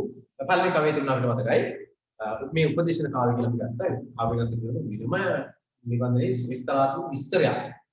වර්ග කරලා විස්තර කරලා කියන්නේ. හොඳට බලා ගන්න. ඒක අවබෝධය. ජන සාහිත්‍ය හොඳ අවබෝධයක් මේ නිබන්ධනයේ තුල තියෙන කාරණා වර්ග දෙකකින් තුල ගන්න පුළුවන්. හරි. අපි කවි කීප මතක් කරමු. අපි දරුවෝ ඔක්කොම කවි ටික පාඩම් කරලානේ දැන් තියෙන්නේ. මේකත් අපි අවසන් කරලා තින්නේ මේ කොරෝනා ව්‍යසනයේ ඉන්න කලින්. මේක ඔක්කොම පාඩම් කරලා තියෙනවා. කවි 8ම. කවි දෙකක් මම මතක් කරමු. මේ උපදේශන කාව්‍ය ගන්න මේකයි කියන්නේ. ගසට කෙටුම ගස මුල පෑයි වින්දනේ මිනිහා නොමිනිහා යන කඩිසරින් දැනේ අමුතු බත් දීම අත ඇල්ලුමින් දැනේ හානා ගියේ පානා අඬ හැරෙන් දැනේ. එක කවියක් අපි වතා කරලා ඉන්නවා. තව කවියක් කරනවා. මේ බලන්න ඇස නැතිදා පොත ගත්තේ කියන්නද දත නැතිදා උද්ගලු තපින්නද වෙර නැතිදා ගහගත්තේ විනන්දද යුද ඇතිදා නැති කනකොස් කොටන්නද. දැන් ඔබ තව මාස දෙකකින් මේ 11 වසරට දැන් 10 වසරට දරුවෙක්. ඔබ මේ කාලේ මොකද කරන්න ඕනේ? ඔබ මේ කාලේ කරන්න හොඳට ඉගෙන ගන්න ඕනේ. ඒ කියන්නේ මේ කවියෙන් කියන්නේ නිසි දෙය නිසි කල කළ යුතුයි. නිසි දෙය නිසි කල නොකොට නිසි කල නොකළ යුතු දෙයක් කළොත් එහෙම අනේ අපේ ජීවිතය කොහොම විනාශ ස්වභාවයකට වෙන්න. අපි නිසි වෙලාවට නිසි දේ කරන්න ඕනේ. ඒකයි කිව්වේ ඇස නැතිදා පොත ගත්තේ කියන්නේ. මේක ආයේ පස් ඉගෙන ගන්න හරියන්නේ නැහැ. දැන් තමයි ඔයගොල්ලෝ ඉගෙන ගන්න කාලේ මේක ඒක විතරයි ඔබ කළ යුතුයි. ඒක තමයි මූලික තැන දෙන්න ඕනේ. ඊළඟට දත නැතිදා උද්දන ගිනි කපින්නද. හරි එච්චරයි. ඔය තව එක කවියකින් අපි විශ්වාස කරමු. එක්කුණු දාට උද්දන්නේ පැණිසීමා වෙන්නුණු දාට යක් විතරේ වදසීමා ගොසින් ගොසින් කටුවත්තේ අගසීමා ඉතින් ළඟේ හරි විදිහට දුසීමා. බලන්න මේක නම් අපේ දරුවන්ට නෙවෙයි දරුවෝ ඊළඟ පියවර නැත්නම් අපි හිතමු විවාහ ප්‍රාප්ති තරුණ මූලකට නැත්නම් කියන කතාවක් තරුණියගේ වාගාලාපයක් මේ කියන විශේෂම අර අපි කලින් කතා කරලා දුන්නේ එක් උදාට උද්දන්නේ පැණිසීමාවයි අපි විවාහ වෙච්ච මුල් කාල සීමාව නැත්නම් ප්‍රේමයෙන් බැඳුණු මුල් කාල සීමාව හරිම ප්‍රියජනකයි. අර උද්ගහේ මුල වගේ මුල් කොටස වගේ උද්ගස අපි දන්නවා කියන්නේ දන්නවා උද්ගසේ මුල හරිය තමයි ගොඩාක්ම රසවත් අගට යන්න යන දී රසයි. අපේ මේ ජීවිතත් එහෙමයි.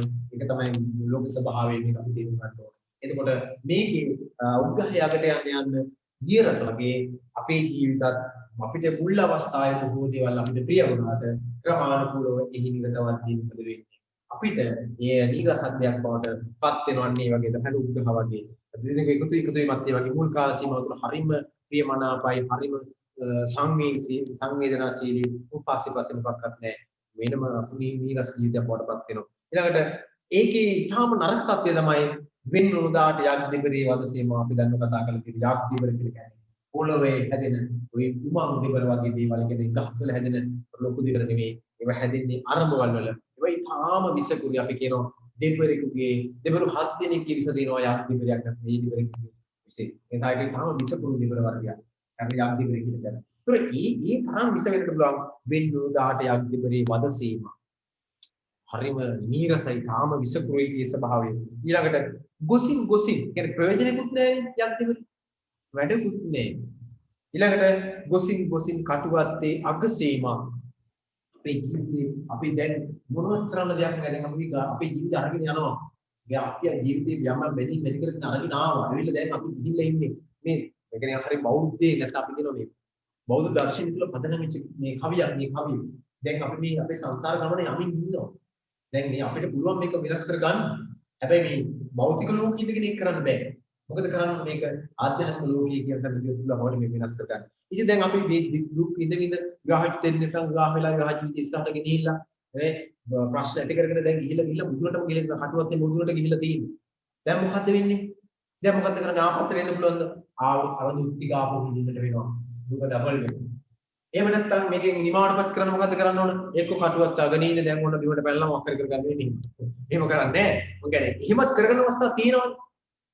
අරනම් අපි ආපු හදාගෙන ජීවිතේ ඉන්නත් පුළුවන්. නමුත් එතෙන් එන්න සමාන විදිහට කරන අවස්ථා තියෙනවා. ඒවා තාම ව්‍යාකෘතා මම කියන්නේ මේ කවිවල මේ වගේ දේවල් උපදේශයක් අපිට ලබා දෙනවා. ඒක අපි හොඳින් ග්‍රහණය කර ගන්න ඕන. ඒ වගේම මේ ඉතින්ලාන්දේ කරවල තිබුණු සේවා මේ පිරිමි කෙනෙක් මෙහෙම කරාට කියලා ඉතින්ලාන්දේ කරවල තිබුණු සේවා මෙලොකුණ මේ හැම වෙලාවෙම දැල්ලේ පොඩි ස්වභාවයක් වෙනලත් වෙලා තියෙනවා. එහෙම වෙන්නට පුළුවන් මේ ජීවිතේ. නිසා තුන්වෙනි පාඩම අපි සාකච්ඡා කළ පාඩමක් ඒකේ හැදෙන්නේ පිළිබඳව අපි ඔතනින් මේ කොටස කරනවා. මම හිතන්නේ දැන් අපිට ප්‍රමාණවත් පාඩම් තුනක් අපි සාකච්ඡා කරා මේ විදිහට. ඉතිරි පාඩම් ටිකත් අපි ඉතිරි පාඩම් හතර ඉතිරි දිනේක අපි සාකච්ඡා කරමු. ওই පාඩම් තුනේ සාරාංශ නිබන්ධනයේ මම හිතන්නේ ওই කොටස් තුන නම් ඔයගොල්ලෝ සම්පූර්ණ කරලා තියාගන්නටම අවශ්‍යයි. ඒකම දැන් මතක් කරනවා මම ඔයගොල්ලෝ ඇත්තටම පස්වෙනි පාඩම වල මුනි සිරිපා සිමිමින්නේ පද්‍ය පන්තිය අපි මොකක් කරාද? මුනි සිරිපා සිමිමින්නේ පද්‍ය පන්තිය අපි මේ බොහෝ අය දැන් පාඩම් කළ ඉවරයි. මට මතකයි මම අන්තිමට කිව්වා දැන් පාඩම සම්පූර්ණයෙන්ම පාඩම් කරගන්න. කියන්නේ ඔක්කොම පාඩම් කරගන්න. ඔක්කොම පාඩම් කරලා ඇති කියලා මම හිතනවා. පාඩම් කරලා ඇති කියලා විශ්වාස කරනවා ඔයගොල්ලෝ විතර කියා. ඒකත් අපි පන්තික ක්‍රියාවලියක් තියෙන ක්‍රියාවට අදාළව කයි පාඩම් කරනවා. ඒතකොට කවි ටික පාඩම් කරලා තියෙනවා. නිසා ආපු මතක් කරනවා දැන් මේ කවි ටික පාඩම් නම් අපිට හොඳයි දැන් කාලය තාම ඉක්මනින් අපිට පුළුවන් 6 වෙනි පාඩමේ කවි ටිකට යන්න. එතකොට 10 වසරේ විෂය නිර්දේශයේ මේ අපේ දරුවෝගෙන් ගොඩාක් දරුවෝ දෙවෙනි පාඩමේ, තුන්වෙනි පාඩමේ, පස්වෙනි පාඩමේ තියෙන කවි ටික ඔක්කොම පාඩම් කරලා ඉවරයි. අපිට තියෙන්නේ 6 වෙනි පාඩමේ කවි ටික පාඩම් කරන්න. 6 වෙනි පාඩමේ කවි ටික පාඩම් කරන්න. අපිට පුළුවන් ඒක කරන්න. අපි කරා. ප්‍රශ්නේ තියෙන්නේ වෙනද නම් මම පන්ති කාමරේ තුල ඔගොල්ලෝගෙන් කවි ටික අරගෙන හරි මේක පාඩම් කෙරෙව්වා. හැබැයි එහෙම අවකාශයේ ඊනතාවයක් තියෙන මෙදිහත් දීමේ ප්‍රශ්නයක් තියෙනවා. කොහොම නමුත් දැන් ඔයගොල්ලන්ට වගකීමක් තියෙනවා. මොකක් කරන්නද? තමන්ම මේ தත්ත්වය අවබෝධ කරගෙන කවි ටික පාඩම්. හයින් පාඩම් පාඩම්. එකපාර නෙවෙයි. මම මේ කවදාවත් ඔයගොල්ලෝ එකපාර පාඩම් කරපු කවි නෙවෙයි.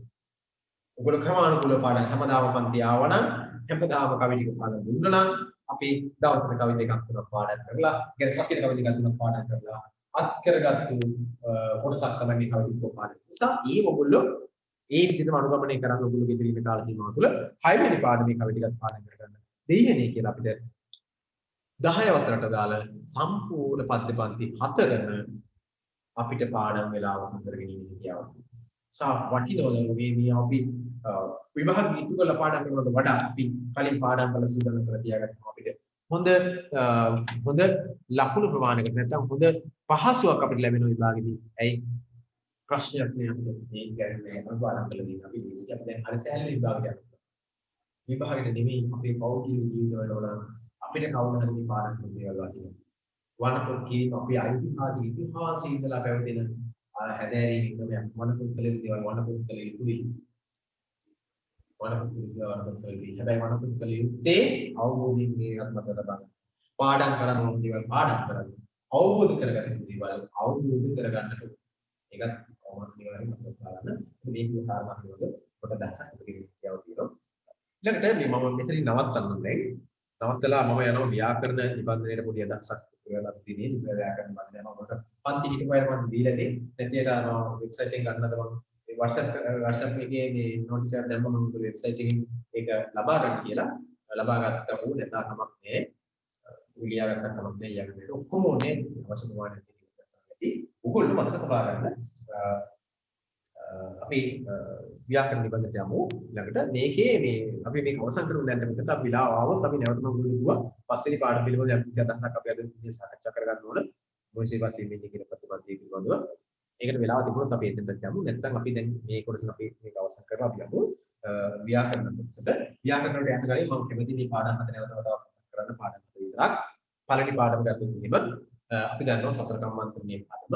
දෙවෙනි පාඩම ගත්තොත් බුද්ධිල කාවෙන් උටාගත්තු පාඩමක් නැත්නම් කොටසක් බුද්ධිල වෙනනද. තුන්වෙනි පාඩම ගත්තොත් අපි දන්නවා ආනාදී පාඩම හැරෙන්නේ. හතරවෙනි පාඩම අපි ගත්තොත් දන්නවා බැද්දී ගම. පස්වෙනි පාඩම අපි දන්නවා දැන් අපි ඉන්න ඕන පාඩම් දෙකකට මොනි සිල්පාසින් ඉන්නේ.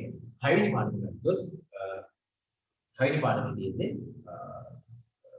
ගංගාවේ සංගීතය. හත්වෙනි පාඩමේ තියෙන්නේ ලේනත් හැරයාම හත්වෙනි පාඩම සිංහනාට්‍ය. මේවායි මේ පාඩම් ඇයි ඔයගොල්ලෝ දීලා තියෙන්නේ අපිට පුළුවන්. ඇයි මේ පාඩම් මේ වගේ වර්ග කරලා මේ වෙන සාහිත්‍ය දාන්න මේ වගේ දාන්න. පළවෙනි පාඩමෙන් දරුවෝ අපිව පෝෂණය කරනවා. ඔබ පෝෂණය කරනවා. ඔබ මේ ඔබ ඖෂධ ගුණෝපිත දරුවෙක් බවට පත් කරගන්න. ඒ කියන්නේ මේ පාඩමින් අපි ජීවිතයට ගන්න ඕන මහෞෂධ විලෝපේ මහෞෂධවරයෙක් වගේ වැඩ කරන්නේ කොහොමද? වගේ ඒ තරම් හදන්න බැලුවොත් අපි මහෞෂධ විපක්ෂ සිදුව අපේ ජීවිතේ ගොඩනගා ගන්නවා. කී වට්ටල ඉන්න පුළුවන් මේ සමාජෙ. චුල්ලනි බ්‍රහ්මදත්තල ඉන්න පුළුවන් මේ සමාජෙ. ඒ වගේම හරියට වැඩ කරගන්න බැරි මට්ටමේ ඉන්න චරිත විතරක් නාමයේ චරිත විතරක් වල වේදික වගේ අදවුත් ඉන්න පුළුවන් කියන එක කියන්නේ. ඒතොර ඒ පසුබිමේ මේ ඉන්න අයිත් දැන් ලොකු වාක්‍යයක් දුබඩ වාක්‍යයක් මේ පෞද්ගලික ජීවිතය සම කරගන්න. ඊළඟ ගත්තොත් එහෙනම් අපි ගුත්තිල වෙනන දෙයක් අපිට කියන්නේ මේ සමාජයේ ගුරු ශිෂ්‍ය සම්බන්ධතාවයේ කවර ආකාරයකින් වෙනවද කියලා. එතම එක දෙයක් උඩ කියනවා. ඔයගොල්ලෝ කතා කරලා තියෙනවා. ඇත්තටම මෙතන දක්ෂ මේ විදි දක්ෂ කවුරු? ගුත්තිල කාව්‍ය රචනා කරන මේ ගුත්තිල කාව්‍යෙන් ගුත්තිලද මූසිලද දක්ෂ? ඇත්තටම අපි ගත්තොත් එහෙම මේකෙදී කවුරු දක්ෂ? මූසිල දක්ෂයි. මම දක්ෂයෙක් මූසිල කියලා කියන්නේ. ප්‍රශ්නේ මොකද්ද? කොයිතරම් දක්ෂ වුණත් වැඩක් නැහැ. මිනිස්සු ගාව තියෙනවා සාදු ධර්මකට යහපත් මොනසේ ගුණ ධර්ම කියලා දෙයක් තියෙනවා. ගුණ ධර්ම කියලා දෙයක් තියෙනවා. එතකොට ගුණ ධර්ම වලින් යුක්ත හොඳ ශිෂ්‍යයෙක් තමයි අපිට බලාපොරොත්තු වෙන්නේ. එතකොට යා දක්ෂයි. හැබැයි වැඩක් නැහැ. මේ දක්ෂතාවය පාවිච්චි කරන්නේ යහපතට නෙවෙයි. ඒකයි තියෙන ගැටලුව. නිසා ඒ වෙනුවෙන් තමයි මේ කොටස ගත්තොත් මේක තමයි මෙතන දෙන්න කරන්නේ. ඊළඟට අපි ගත්තොත් එහෙම මම ඔබට අමතක කරනවා එතන මූසිල දක්ෂයි මේ විද්දි බුද්ධිලට වඩා. ඇයි? එතකොට අපිට තියෙන මතක මේ බුද්ධිල කියලා කියන්නේ දැන් ටිකක් වයස්ක කෙනෙක්. කායික මානසික වශයෙන් අරතරන් ශක්තිවත්. දැන් මේ කියන වෙලාවේ මූසිල හැබැයි තරුණයෙක් කායික මානසික ශක්තිය පන්න කෙනෙක්. ඒ නිසා මේ මොහොත වෙද්දී දැන් බුද්ධිලට වඩා මූසිල ශක්තිවත් කෙනෙක් වඩ පත් වෙනවා. ඒක නිසා තමයි බුද්ධිල දැනගත්තා මෙයා මම පරදිනවා මෙයා. ඒ යා කායික මානසික ශක්තියෙන් නිසා හොඳම දේ මම කියලා මේ මොකද අනුත් ඒ කියන බලවේගات එක්ක කොහොමද යන්නේ කරා කිසිරෝ අපි එක බලා ගන්නවා. එතකොට ඒකේ යහපත් ගුණ ධර්ම තමයි සාකච්ඡා කරන්නේ. ඊළඟට බුද්ධිල කාවි ඊළඟට හානහිය බලන්න දෙන කියලා අපි පෞද්ගලික ජීවිත සංසාර කරගන්න. මුළු මහා සමාජයක් සාර්ථක කරගන්න අවශ්‍ය කරන ලෝකේදී නැත්නම් ගුණ කදම්බයක් නැත්නම් ගුණ සමුදායක් මේකේ ලබා දෙන්නේ යහපත් සාර ධර්ම ටිකක් තමයි ලබා දෙන්නේ. උපදේශනාත්මක කාරණා ටිකක් තියෙන පාඩම තුළ. ඒකෙන් අපේ ජීවිතේ පෞද්ගලික ජීවිතේ අපේ ජීවිතේ යම් ස්තරයන් සමාජගත පැවැත්මතාවයන් අපේ අනාගතයේ සාර කරන අවශ්‍ය උපදේශයක් තමයි මේ පද්ධතිය ලබා දෙන්නේ. පැතිකව ගත්තොත් මේ සමාජ යථාර්ථය තේරුම් ගන්න අවස්ථාවක් උදා කරගන්නවා. මිනිස්සුනහම අපි විතරක් තේරුම් ගන්න කියන්නේ මේ සමාජය තේරුම් ගන්න ඕනේ. මේ සමාජය තේරුම් ගන්න අපි අතීත සමාජයකට ගෙනිහිල්ලා තියෙනවා. අතීත සමාජාශ්‍රයෙන් අපිව තේරුම් ගන්න අවස්ථාවක් අපිට හදලා දෙන්න මේ සමාජයේ මිනිස්සු කරේනහන් වගේ මිනිස්සු මේ සමාජෙ ඉන්නට පුළුවන්. කුංචි වෙනිකා වගේ මිනිස්සු මේ සමාජෙ ඉන්නට පුළුවන්.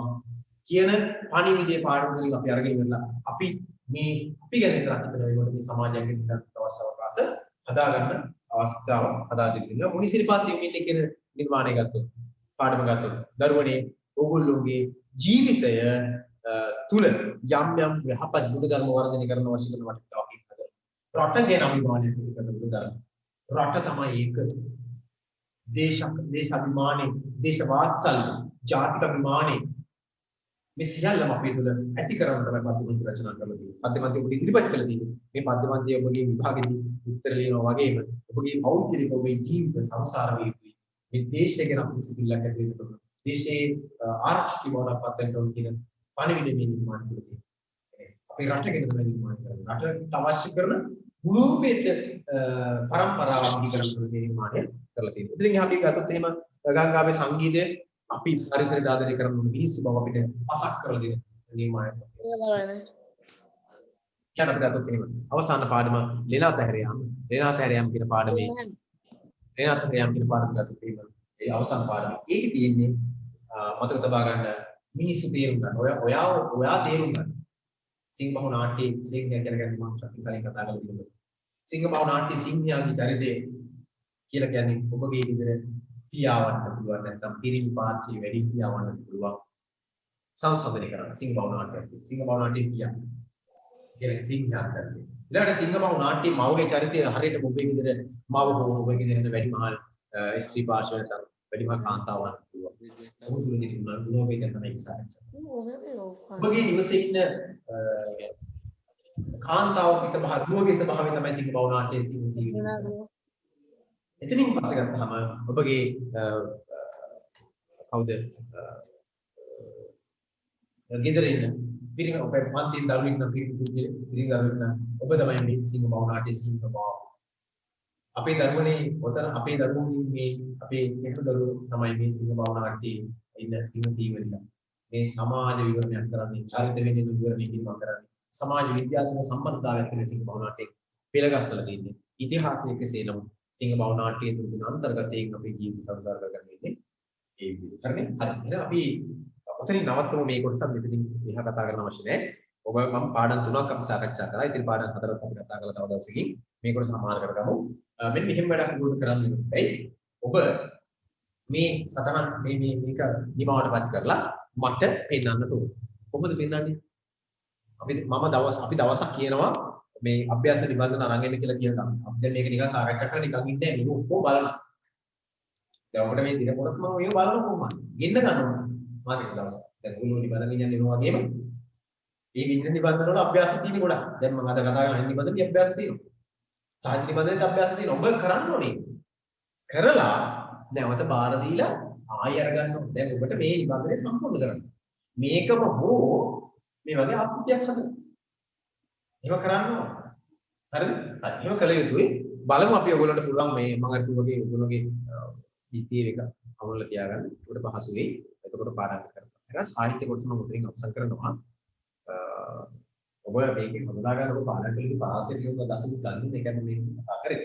අපි ඊළඟට ව්‍යාකරණ නිබන්ධනයේ යමු ටිකක් කතා කරන්න අවශ්‍යයි ව්‍යාකරණ නිබන්ධනය. අපි කතා කරා පන්ති තුල ව්‍යාකරණ කොටස් ටිකක් අපි ඉදිරියේ තව අපිට තියෙනවා නියමිතව සෞන්දර්යතර වෙනකොට ඔයගොල්ලන්ට ලැබෙයි නිබන්ධන කට්ටලේ සිංහල නිබන්ධන කට්ටලේ තුල විශේෂයෙන්ම ක්‍රියාපද කියන ව්‍යාකරණ කොටස අපිට ඉතිරි වෙලා තියෙනවා.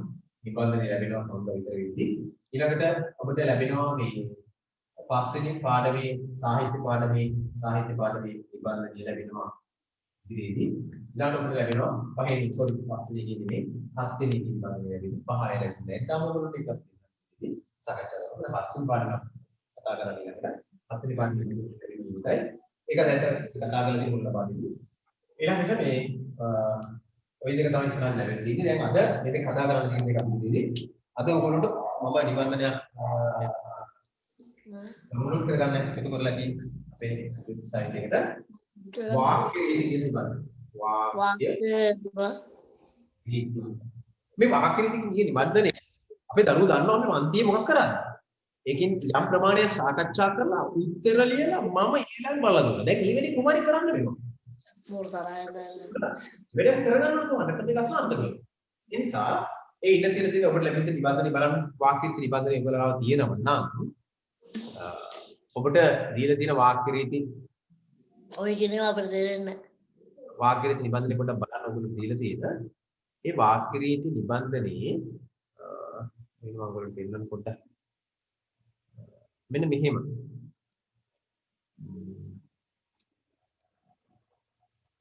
මේ වගේ නිබන්ධනයක් ඔබට ලැබිලා තියෙන අද දිනේ වාක්‍ය රීති නිබන්ධනය මෙන්න මේ වාක්‍ය රීති නිබන්ධනය දැන් ඔබට ලැබිලා තියෙන මේ කල්ලුත් මේ වාක්‍ය රීති නිබන්ධනය අපේ මන්ති හිටු පායට මේක තියෙනවා හැබැයි මේ වගේ මේ නාමතාවයෙන් හදලා නැහැ කියන්නේ උදාහරණ විදිහට වාක්‍ය රීති නිබන්ධනයේ ඔබ මේවා ලියන එකනේ වචන ભેදය පුරුෂ ભેදය ලිංග ભેදය ප්‍රාණවාචි අප්‍රාණවාචි ભેද වර්ග කිරීම අපි පන්තිදී ලිව්වා හැබැයි මේ නිබන්ධනයේ ඒව වර්ග කරලාම තියෙනවා ඉතින් මේ හැමතැනම තියෙන ඔයගොල්ලන්ට උදාහරණය එක වාක්‍ය රීතියකට එක් උදාහරණයක් බැගින් ලියන්නත් ඉඩ තියෙනවා දැන් ඔබට මේකේ උත්තර ලියන්න වෙනවා මේ නිබන්ධනයේ මට ලැබෙන සලසන්නට අවශ්‍යයි අපි මෙහෙම සාකච්ඡා කරාත් මේ උත්තර ටික ලියලා ගන්න. දැන් අපි මේ වාක්‍ය රීති පොඩ්ඩක් අපු මතක් කරගෙන වාක්‍ය රීති ටික මතක් කරගෙන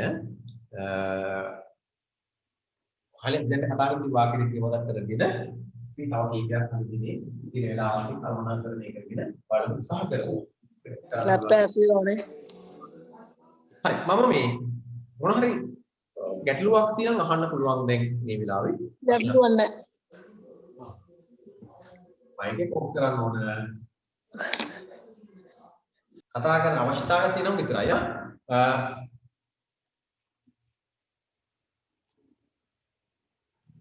හරි බලමු මේ ඊළඟට වාක්‍ය නිබන්ධනයේ ඔය වාක්‍ය රීති නිබන්ධනය තමන් ළඟ නැති අය එක්කෙනෙක් පොඩ්ඩක් කියන මනස මයිගාව නැහැ කියලා නිකන් පොඩ්ඩක් මට දැනගන්න දෙන්නේ නැති කෙනෙක් දැනගන්න. නැති කෙනෙක් කවුරු එක්කෙනෙක් ඉන්නවද එහෙම කවුරුද? ලබා ගන්න පොතාව තිච්චා ඉන්න පුළුවන්.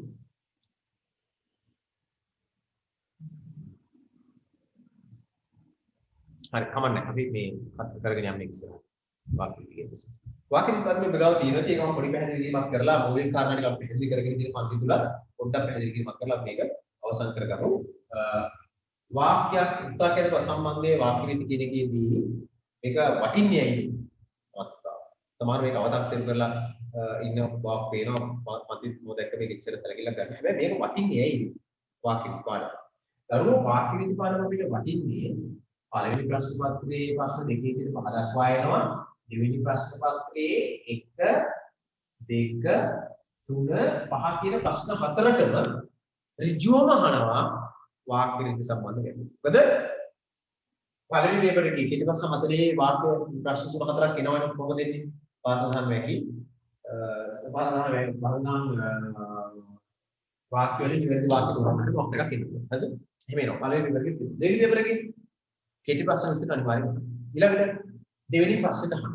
දෙවෙනි ප්‍රශ්න මොකද රචනාව. රචනාව විභාගයේ කියනවා උත්තර පත්‍ර නිරීක්ෂක කරලා කියනවා උත්තාක්‍යාත සම්බන්ධය නිවැරදි නොවන තැන් රතු පහටින් අතිරෙල දාලා පුරා. සයික ඔයදල මතක තබා ගන්න. ඊළඟට අපිට සාරාංශ ප්‍රශ්න ලියනකොට උත්තාක්‍යාත සම්බන්ධය බලපාන රීති බලපාන. ඒක හරියට කියෙන්න ඕනේ. ඊළඟට ප්‍රායෝගික ලියනකොට වෙනවා. හරිද? ඒක බලන්න. බලමු උත්තාක්‍යාත සම්බන්ධය ඉතාම ඉක්මනට කතා කරු ටිකක් මෙන්නම මම කරන්නේ. ඔයගොල්ලෝ මේව කරලා ඉතින් කරන්න තියෙන කතා කරන්නේ. හරිම සරලයි නිවිදු පිළිගන්න. උත්තය කියලා කියන්නේ වාක්‍යයක අවසාන ක්‍රියාපදයෙන් කියවෙන පද. මොකක්ද උත්තය කියලා කියන්නේ? වාක්‍යයක අවසාන ක්‍රියාපදයෙන් කියවෙන පදේ. ආඛ්‍යාත කියන්නේ අන්න අවසාන ක්‍රියාපද. ආඛ්‍යාත. නැත්නම් අපි කියනවා අවසාන ක්‍රියාපද. අවසානයේ උත්තය ආඛ්‍යාත. දරුවෝ කියන්න බලන්න උත්ත වර්ග දෙකක් තියෙනවා. වාක්‍ය උත්ත වර්ග දෙකක් තියෙනවා. ඒ වාක්‍යයක උත්ත දෙකක් තියෙනවා. උත්ත වර්ග දෙකක් තියෙනවා වාක්‍ය අනුව. මොකද්ද? උත්තේ වෙන්න පුළුවන් කර්තෘකාරක වාක්‍යයේ කර්තෘපදය. කර්තෘපදය කර්තෘකාරක වාක්‍ය නම් කර්තෘපදය උත්ත වෙන්න පුළුවන්. කර්මකාරක වාක්‍ය නම් කර්මපදයේ උත්ත වෙන්න පුළුවන්. අපි මම මොකද කරනවා? උක්ත යෙදෙන වාක්‍ය වර්ග දෙකයි. කර්තෘකාරක වාක්‍යක උක්ත යෙදෙන පුළුවන් කර්තෘපදය, කර්මකාරක වාක්‍යක උක්ත යෙදෙන පුළුවන් කර්ම. ඒතකොට කර්තෘකාරක වාක්‍ය, කර්මකාරක වාක්‍ය කියන දෙකේම උක්ත තමයි උක්ත එන්නේ මේ වෙනස් පද දෙකක්. කර්තෘකාරක වාක්‍ය උක්ත වෙන කර්මකාරක වාක්‍ය. ඒතකොට මේකට අනුව ආඛ්‍යාතය තියන්න ඕනේ. නැත්නම් අවසාන ක්‍රියාපදේ තියන්න. ඒතකොට මේකට අපි ඉන්නේ අවසාන ක්‍රියාපදය ආඛ්‍යාතපදය. මේකට ගැලපෙන්න තියන්න. මේක සමාන වෙනවා. ඒකේ සමාන. උත්තය ගලපන්නට ඕන ආඛ්‍යාතයක්. කර්තෘකාරක වාක්‍ය කරන් කර්තෘ උක්ත වෙනවා එයා ගලපන්න ඕන. කර්මකාරක වාක්‍ය කරන් කර්මය උක්ත වෙනවා එයා ගලපන්න ඕන ආඛ්‍යාතය. මේක තමයි වාක්‍යක උක්තාඛ්‍යාත සම්බන්ධයේ සරලම දැන. සරලම. ඒතර මේකෙදී මතක තබා ගන්න කොහොමද ගලපන්නේ කියලා අපි කතා කරලා තියෙනවා. කොහොමද ගලප ගන්න ඕන? සම්බන්ධය ගලප ගන්න ඕනේ නැත්නම් වාක්‍ය වර්ගය. ඉස්සෙල්ලාම ගලප ගන්නට ඕන වචන වේදී. වචන වේදෙන් ගලපෙන්න ඕනේ. මෙතනයි වචන වේදෙන් ගලපෙන්න ඕනේ. උක්තේ ආකාරයේ වචනෙන් ගලපෙන්න ඕනේ. නැත්නම් වර්ධිනවා. ඊළඟට ගලපන්න ඕන පුරුෂ වේදේ. පුරුෂයෙන් ගලපෙන්න ඕනේ. උත්තේ තියෙන පුරුෂයෙන්ම ආඛ්‍යාතය තියන්න ඕන. පුරුෂයෙන් ගලපෙන්න විභාගයේ සමග යොදා ගන්න නැහැ. ඊළඟට ගලපන්න ඕන ලිංග ભેදේ. ලිංග ભેද, වචන ભેද, පුරුෂ ભેද, ලිංග ભેද. එහෙමත් ගලපන්න. ඊළඟට ගලපන්න ඕන උත්තාකරන සම්බන්ධයේදී මතක තබා ගන්න. ප්‍රාණ වාචී අප්‍රාණ වාචී ભેද. තව ගලපන්න ඕන වගේ මූලික ගැලපීම මේ හතරින් කර ගන්න ඕන. මේ වාක්‍යයක් මේ ටිකින් ගැලපෙන්නේ නැත්නම් ඒ ආඛ්‍යාතයයි මතක තබා ගන්න ඕන දෙයක් තියෙනවා. වාක්‍ය වර්ධනය. වාක්‍ය වැරදි මූලික වැරද්දක් හිතන වෙනවා. මූලික වැරද්දක්. මම හිතන්නේ සමහර දරුවන්ගේ මේ ෆෝන් එකේ දැන් ඕෆ් වෙලා සමහර අය දැන් ආපහු වෙනවා. එහෙම තියෙනවා මේ ඔකට ඉතින් මොකද කරන්නේ මේ දැන් පැය 4ක් නෙමෙයි 3මාරක් 4ක් විතර වගේ වෙන නිසා තමයි ගැටලුව එන්නේ. ඉතින් උත්සාහ කරන ඕගොල්ලෝ මෙහෙම පුළුවන් නම් මේ ෆෝන් එක charge සමහර අයට ෆෝන් එකේ යන අයට charge කරලා තියාගන්න පුළුවන්. ලැප් එක නම් ගැටලුවක් නෑ. ෆෝන් එකේ යන අයට තමයි ගැටලුව වෙන්නේ. charge කරලා තියාගත්තා නම් ඒක chargerේ අද භාවිතා කරමින් තියාගත්තා නම් මේකෙන් වෙන්නේ නෑ. ඒක පොඩ්ඩක් රිවර්ස් එක කරනකොට කරන්න. හරි. බලන්න. එතකොට මෙන්න මේ ගැලපීම සාක්ෂාත් වාක් වීම උත්‍යාක්ෂයට ගලප ගන්න ඕන. වාක්‍ය වේදි වල සාක්ෂාතය ගලප ගන්න ඕන. මෙන්න මේ විදිහට. හරිනේ? මේ දෙක සමබර වෙන්න ඕන. සමාන වෙන්න ඕන. වචනයේ පුරුෂයේ ලිංගයේ කරනවා. අපි මේකත් අඩලා විස්තර කරගත්තොත් වචනයේ කොහොමද ගලපන්නේ? හරි සමහරයි. ඒක වචන නම් ඒක වචනේ. මේක ඒක වචන නම් මේකත් ඒක වචනේ. මේක බහුවචන නම් මේකත් බහුවචනේ. වචන වේදි. එතනට මෙන්න මේ ප්‍රාණවාචී අප්‍රාණවාචී වේදික වෙනසක් වෙනවා. කොහොමද වෙනස් වෙන්නේ? ප්‍රාණවාචී නම් ඒක වචන දෙක වචනයි ප්‍රාණවාචී බහුවචන උනොත් වාක්‍යයක් තියෙනවා. හැබැයි අප්‍රාණවාචී නම් ඒක වචන උනත් බහුවචන උනත් උත්තිය වාක්‍යයක් ඒක බලා ගන්න පිළිබඳව කියනවා. ඒකම මේකලේ. ඊළඟට ගියොත් පුරුෂ වේදේ ගන්නවා. පුරුෂ තුනයි. මොන පුරුෂ තුන? උත්තම පුරුෂ, මධ්‍යම පුරුෂ, ප්‍රථම පුරුෂ. නැත්නම් ප්‍රථම පුරුෂ, මධ්‍යම පුරුෂ, උත්තම පුරුෂ.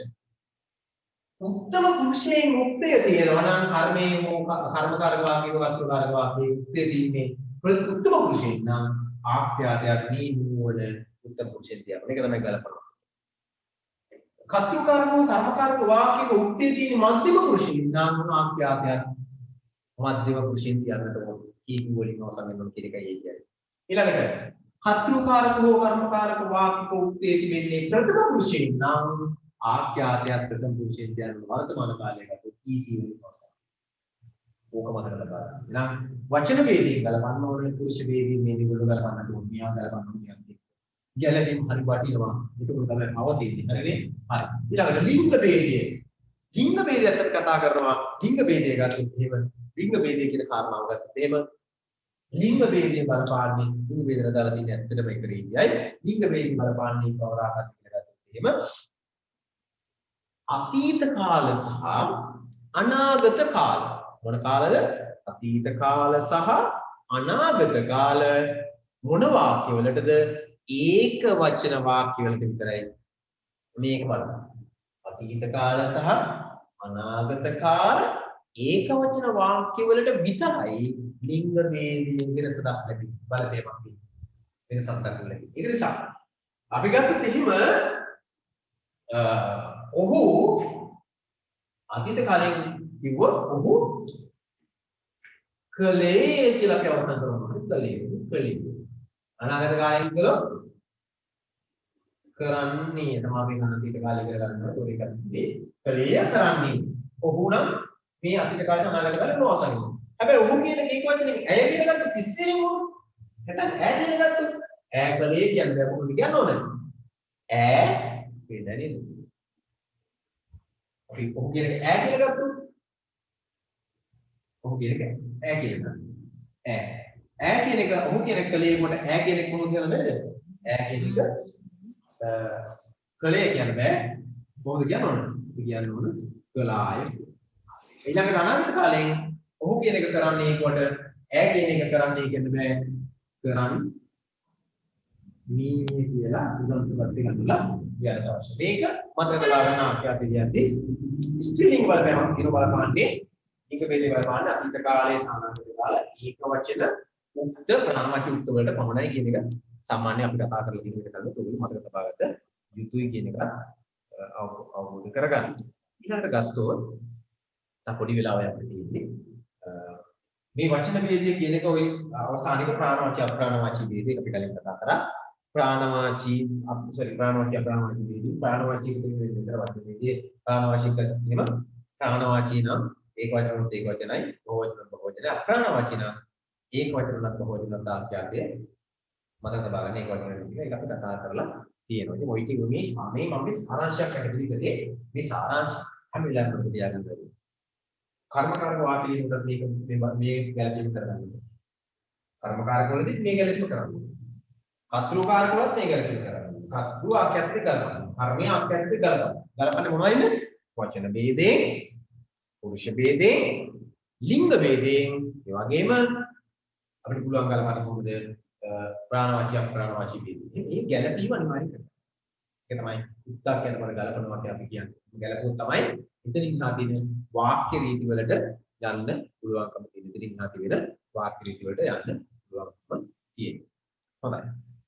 ওই ටික ඔයගොල්ලෝගේ නිබන්ධනයේ මුලින්ම තියෙනවා. ඔයගොල්ලෝගේ නිබන්ධනයේ මුලින්ම ওই ටික තියෙනවා. වචන ભેදය, පුරුෂ ભેදය, ලිංග ભેදය සරල නිසාම මම මේ ටික මම ඔයගොල්ලන්ට මේ ඉදිරියදී කියන්නේ තව විස්තර කරන්න යන්නේ නැහැ. හරිද? මෙන්න මේක විතරක් මේ ප්‍රායෝගික ලේඛනයේ තුල මේකේ ක්‍රියාකාරකම් තුල ඉස්තරක් තියලා තියෙන හැම එකකටම එක වාක්‍යයක් කියන්නනේ. එක වාක්‍යයක් එකකින් ලියන්නනේ ඉස්තරක් තියලා තියෙන්නේ. දරු මයික් එක ඔෆ් කරන්න ඕන. හරි. හිස්තනක් තියලා තියෙන්නේ මොකටද මේ එක උදාහරණ එක වාක්‍යයක් ලියන. ගොඩක් ඒවත් මට බලන්නත් බෑ. ඔයගොල්ලන්ට වෙලාවක් ප්‍රශ්න තියෙන පුළුවන්. ඔයගොල්ලෝ වෙනකොට එක ලියලා වුණා මම ගැටලුවක් කලින් දුන්නේ මේ විදිහට. මේක අපි කතා කරලා තියෙන නිසා මම ඉක්මන් කරලා කරන්නේ අලුතින් දරුවෝ මේක මම තියාගන්න ඕන. විශේෂයෙන්ම ගුරුවරයා ළමයින් යහමගේ යවුවේ යවන්නේ.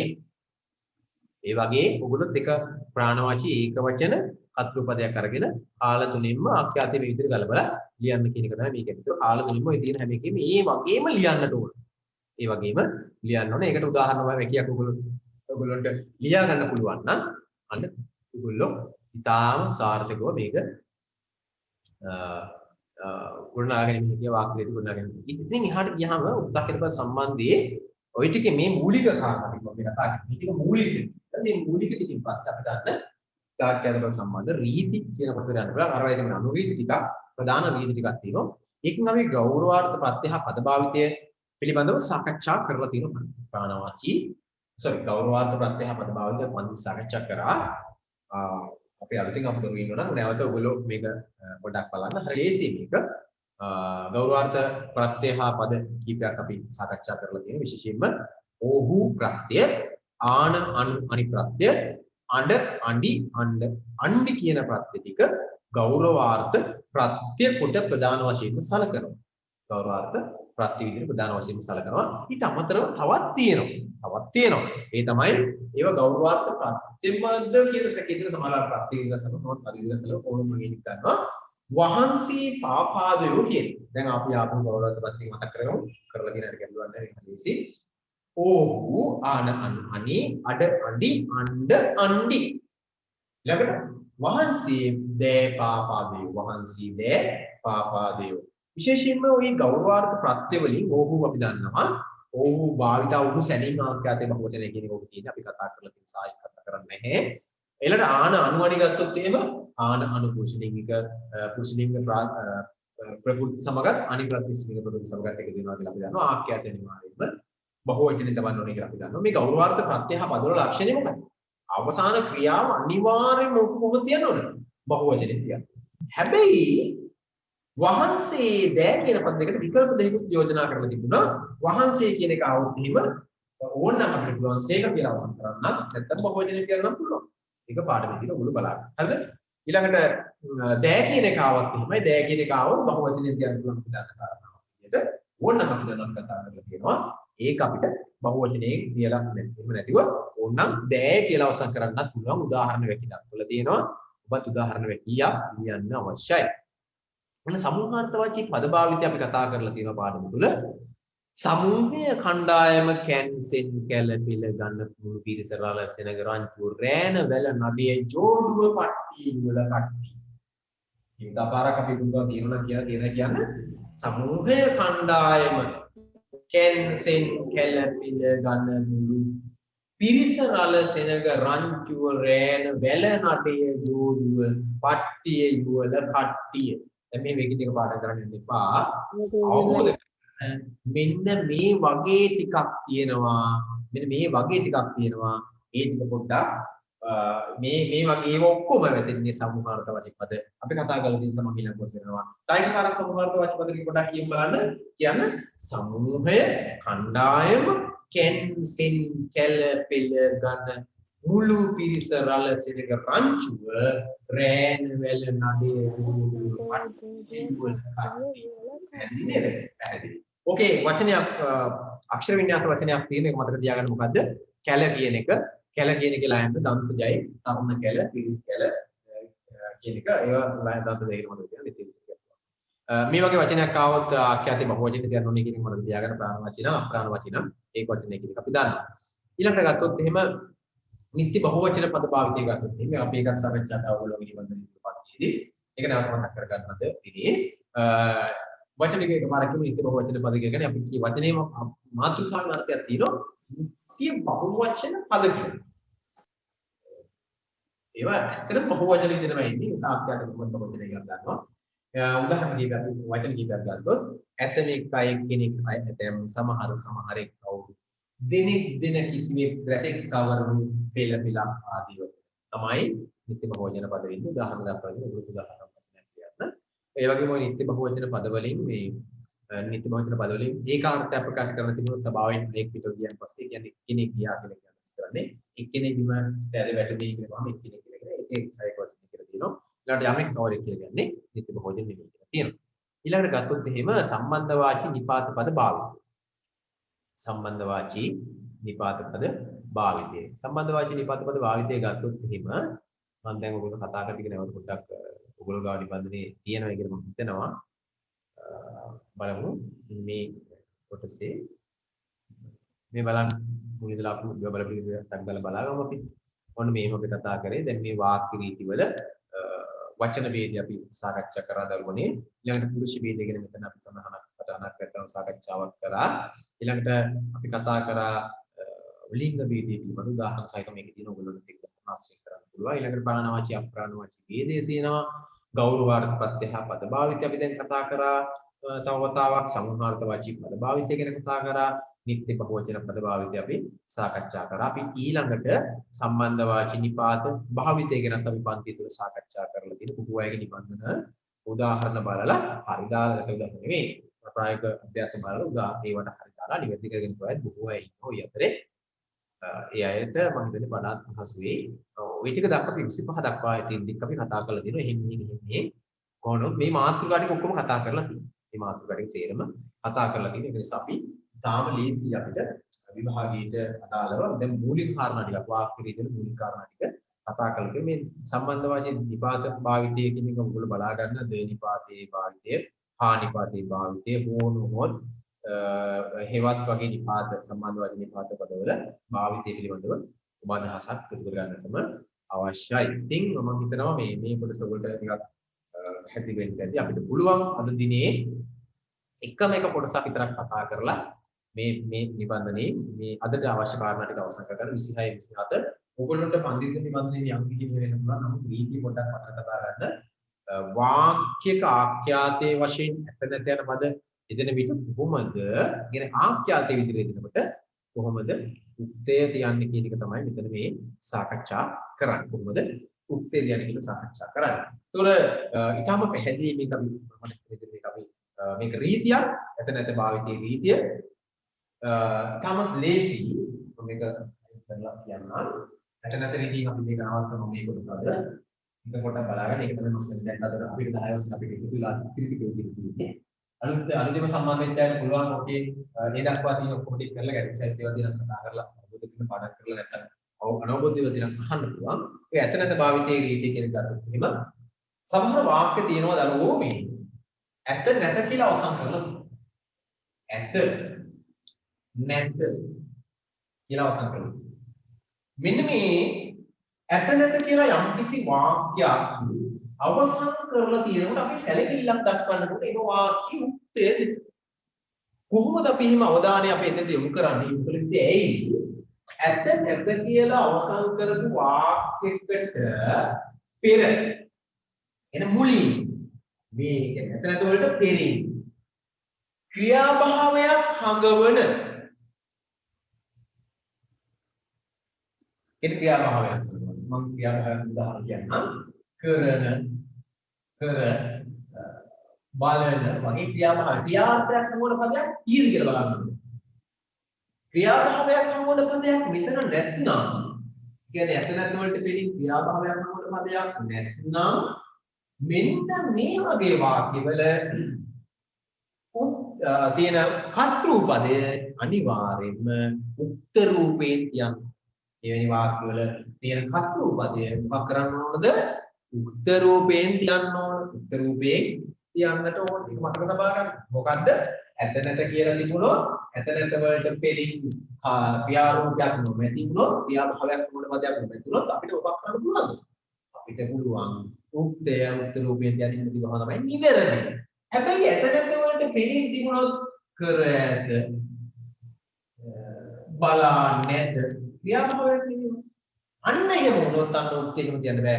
දෙවෙනි තැන තියෙන්නේ මේ වගේ එකක්. ඇත්ත නැති මේ වගේ අවස්ථා. මේ බලන්න ගන්න. අද පන්ති ළමයි නැත. අද පන්ති ළමයි ගෙදරනේ. අද පන්ති ළමයි නැත.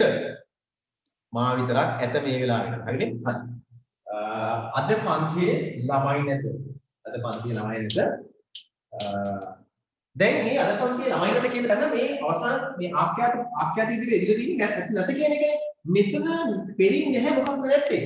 ක්‍රියාභාවයක් හමුවන පදයක් නේ. ක්‍රියාභාවයක් හමුවන පදයක් නේ. එම නිසා ක්‍රියාභාවයක් හමුවන පදයක් නැති නිසා මෙන්න මෙයා උත්තය අපි වක් කරනවාද මේ උත්තර රූපයෙන් ඉඳලා තියෙන එක. මෙයා මෙන්න මෙහිම තිබුණා නම් මේ වාක්‍ය වැරදි. අද පන්තියේ ළමයි නැත. තිබුණා වාක්‍ය වැරදි. ඇයි වැරදි? ක්‍රියාරූපයක් මෙතන තිබුණේ නැති නිසා. ක්‍රියාරූපයක් ඉදලා නැති නිසා. මේ වාක්‍ය මෙයාව මේ විදිහට තියන්න ඕන නම් මෙන්න මෙහිම මේ වාක්‍ය ගැන පුළුවන්. අද පන්තියේ ළමයින් අන්න පැමිණ නැත. පැහැදිලි නේද? පැහැදිලි. බලන්න මේ වැකියමයි මේ තියෙන්නේ. අද පන්තියේ ළමයි නැත. ආඛ්‍යාතය ළඟ ක්‍රියාභාවයක් හංගවන පදයක් නේ. ඒ නිසා අපි කිව්ව මොකද්ද? අද පන්තියේ ළමයි නැත කියලා. හැබැයි ඊළඟ වාක්‍යයක වෙනස් කරගත්තා. තව කැලලක් එකතු කරගත්තොත් කොහොමද? අද පන්තියේ ළමයි පැමිණ නැත කියලා ක්‍රියාරූපයක් ආවා. ක්‍රියාභාවයක් හංගවන පදයක් ආවා. උදාහරණයක් ආවා. ආව ගමන් මොකද වෙන්නේ? අන්න අවසානයේ දිනා නැතර තවදවට පෙරි මොකක් වෙලාද?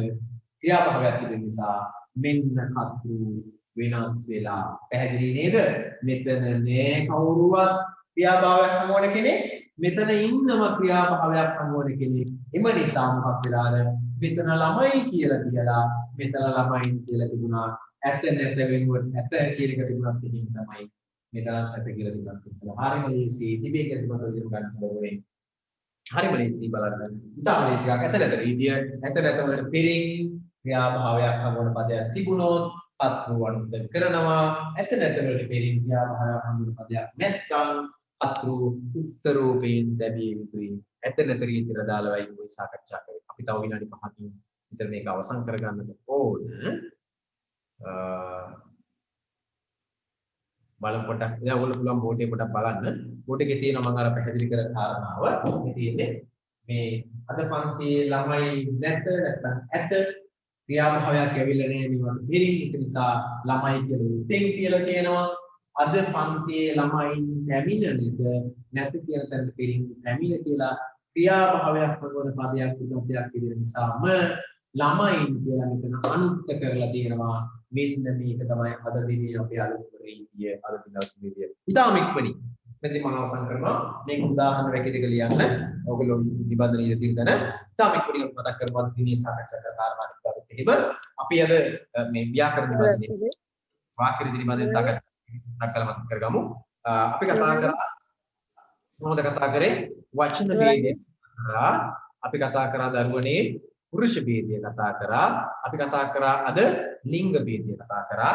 ප්‍රාණවාචී අප්‍රාණවාචී ભેදය කතා කරා.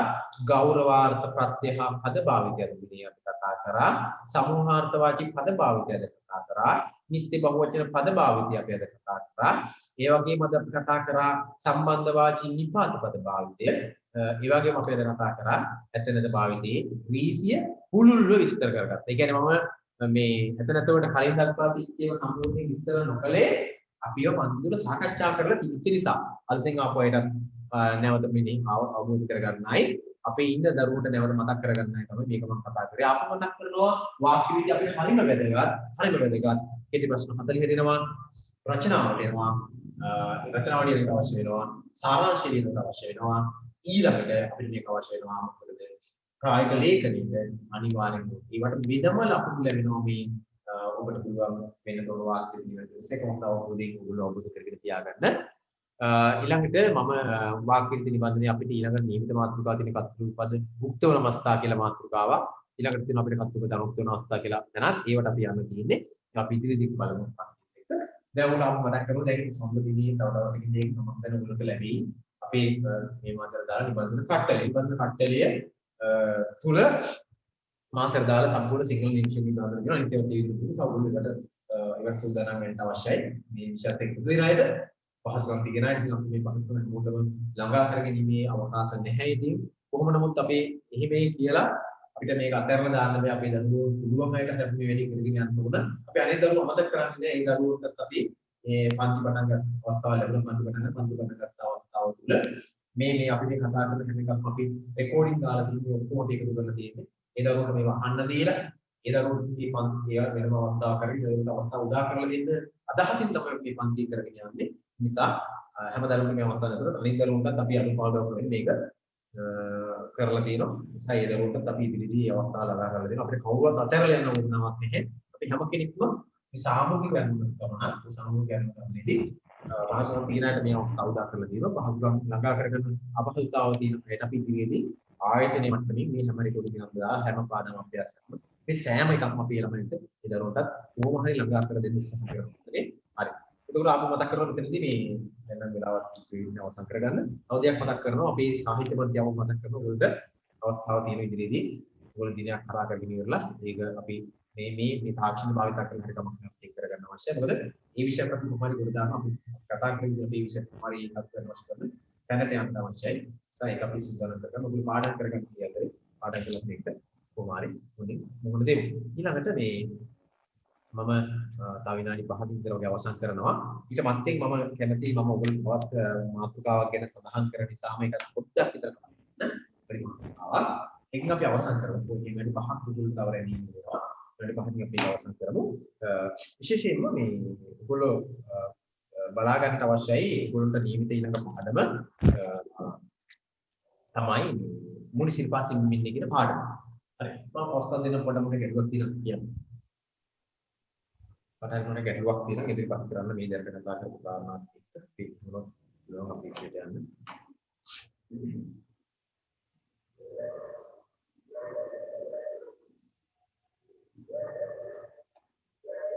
මම තනියම නෑ වගේ නේද? හරි.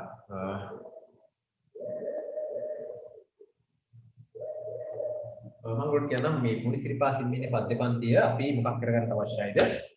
එක තමයි පාඩම් කරගන්න අවශ්‍ය. මොකද දැන් පාඩම් කරලා අවසන් කරලා ඇති. ඒකේ අපි සාමාන්‍යයෙන් අපි වෙනද කරා වගේම අභ්‍යාස කික් කරනවා. මට ඉතින් හරි ප්‍රශ්නයක් තියෙනවා මේකේ මේ හැදින්වීම කොහොමද අපි දරුවන්ගේ පාඩම් ගන්න කියන එක. ඔය මම දෙන නිබන්ධනේ මේ අර කලින් නිබන්ධන වගේ හැදින්වීම පාඩම් කරලා ගන්න ක්‍රියාවලියකට හදලා තියෙනවා. ඉතින් මම කියන ඔයගොල්ලෝ ස්වයංව තමන්ම මේක කුමාරි හදා ගන්න මේ පාඩම් කරලා කුමාරි ලියන්න මට හොඳයි. කවුරුවත් මේ නිබන්ධනේ ලැබුණාට පස්සේ මේ හැදින්වීම මම මේ පාඩම විතර හැදින්වීම මේ විදිහට එකතු කරලා තියෙනවා. ඒක කවුරුවත් මේ ලියන්න එපා. කවුරුවත් ඒක මේ මොන කරන්නද මේ නිකම් පොත බලාගෙන ලියන්න පාඩම් කරන්න අවශ්‍යයි. එතකොට මුනිසිපල් සිම්මින්නේ කියන පාඩම ගත්තොත් දැන් මෙන්න මෙහෙම සූදානම් වෙන්න ඕගොල්ලෝ අපිට කොහොම පාඩම් කරගන්න අවශ්‍යයි. හැදින්වීම පාඩම් කරගන්න අවශ්‍යයි. හැදින්වීමේ පාඩම් කරගත යුත්තේ මොනවද කියලා දැන් මම පොඩ්ඩක් මතක් කරන්නම්. ඔයගොල්ලෝ පොත තියෙන අය පොඩ්ඩක් බලා ගන්න. නැතිනම් ගැටලුවක් නැහැ. පාඩමේ මාතෘකාව බලා ගන්න අවශ්‍යයි. කතුවරයෙක් ඉන්නවා කතුවරය බලා ගන්න අවශ්‍යයි අනිවාර්යෙන්. ඒක මූලිකම කාරණා. මූලිකම කාරණා ඒ ටික ඔක්කොම බලා ගන්න. ඒ ටික ඔක්කොම බලාගෙන පාඩම් කරලා තියාගන්න. අපේ පන්ති හිටපොයි දන්න මේ ක්‍රියාවලිය කොයි වගේද. ඒකට අනුව තමයි මේ වැඩ ටික යන්නේ ඉදිරියට. අවස්ථාව තියෙනවා තමයි. කරන්න දෙයක් නැහැ. කුමාරි උපරිම තැනකට මේක නගා කරගන්න අවශ්‍ය කරනවට ඒක හදාගන්න. ඒ නිසා ඔන්න ඔබ මේ හැදින්වීම කරන ඔක්කොම ටික පාඩම් කරගන්න. නිර්මාණකරුවාගේ පසුබිම ගැන විවරණයක් තියෙනවා. ඊට පස්සේ නිර්මාණකරුවාගේ නිර්මාණ සමුදායක් පිළිබඳ විස්තරයක් මේකේ තියෙනවා. ඒවත් පොඩ්ඩක් බලා ගන්න. ඒකත් බලා ගන්න. ඒකට අපිට මේකේ හොඳ තැනකට යන්න පුළුවන්. හැදින්වීම තුළ තියෙන දේවල් පාඩම් කරගන්න. ඉතින් කොහොමද පාඩම් කරගන්න අවශ්‍යයි මම කලින් කියලා දීලා අපි හැදින්වීම අරගෙන පාඩම්. දැන් මේ පොඩි දෙයක් විතරක් කියලා මම මේක නම් පාඩම හැඳින්වීම නෙවෙයි. මොන හැඳින්වීම පාඩම් කරගන්න බත එක තියෙනවා. අනිත් නිබන්ධන ඊළඟට ලියන්න ඕන. අපි බලමු කොහොමද කරන්නේ කියලා. ඊළඟට අධ්‍යපන්තිය පාඩම් කරගන්න. අධ්‍යපන්තිය ගොඩක් වෙලාවට පාඩම් කරලා අවසන් කරලා තියෙනවා. අධ්‍යපන්තිය පාඩම් කරලා අවසන් කරලා තියෙනවා. ගොඩක් අය මන්ති ආපුවේ ඒක මොනමුත් මේකෙදී මේ අපිට තියෙනවා කවි 10ක්.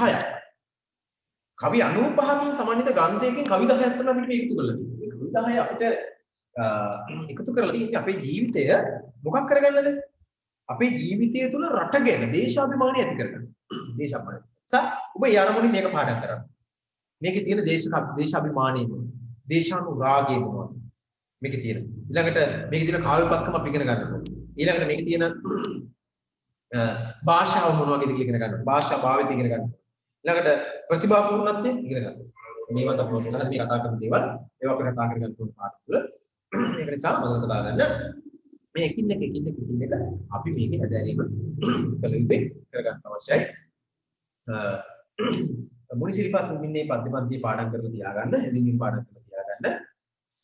ඊළඟට මේකේ ඔබට පුළුවන් නම් මෙන්න මේ වැඩේ කරන්න ඕනේ. පොතක් හරි කොහොමද ගන්න මෙන්න මේ මම මේකේ පොඩි කාරණාවක් මතක් කරලා අවසන් කරනවා.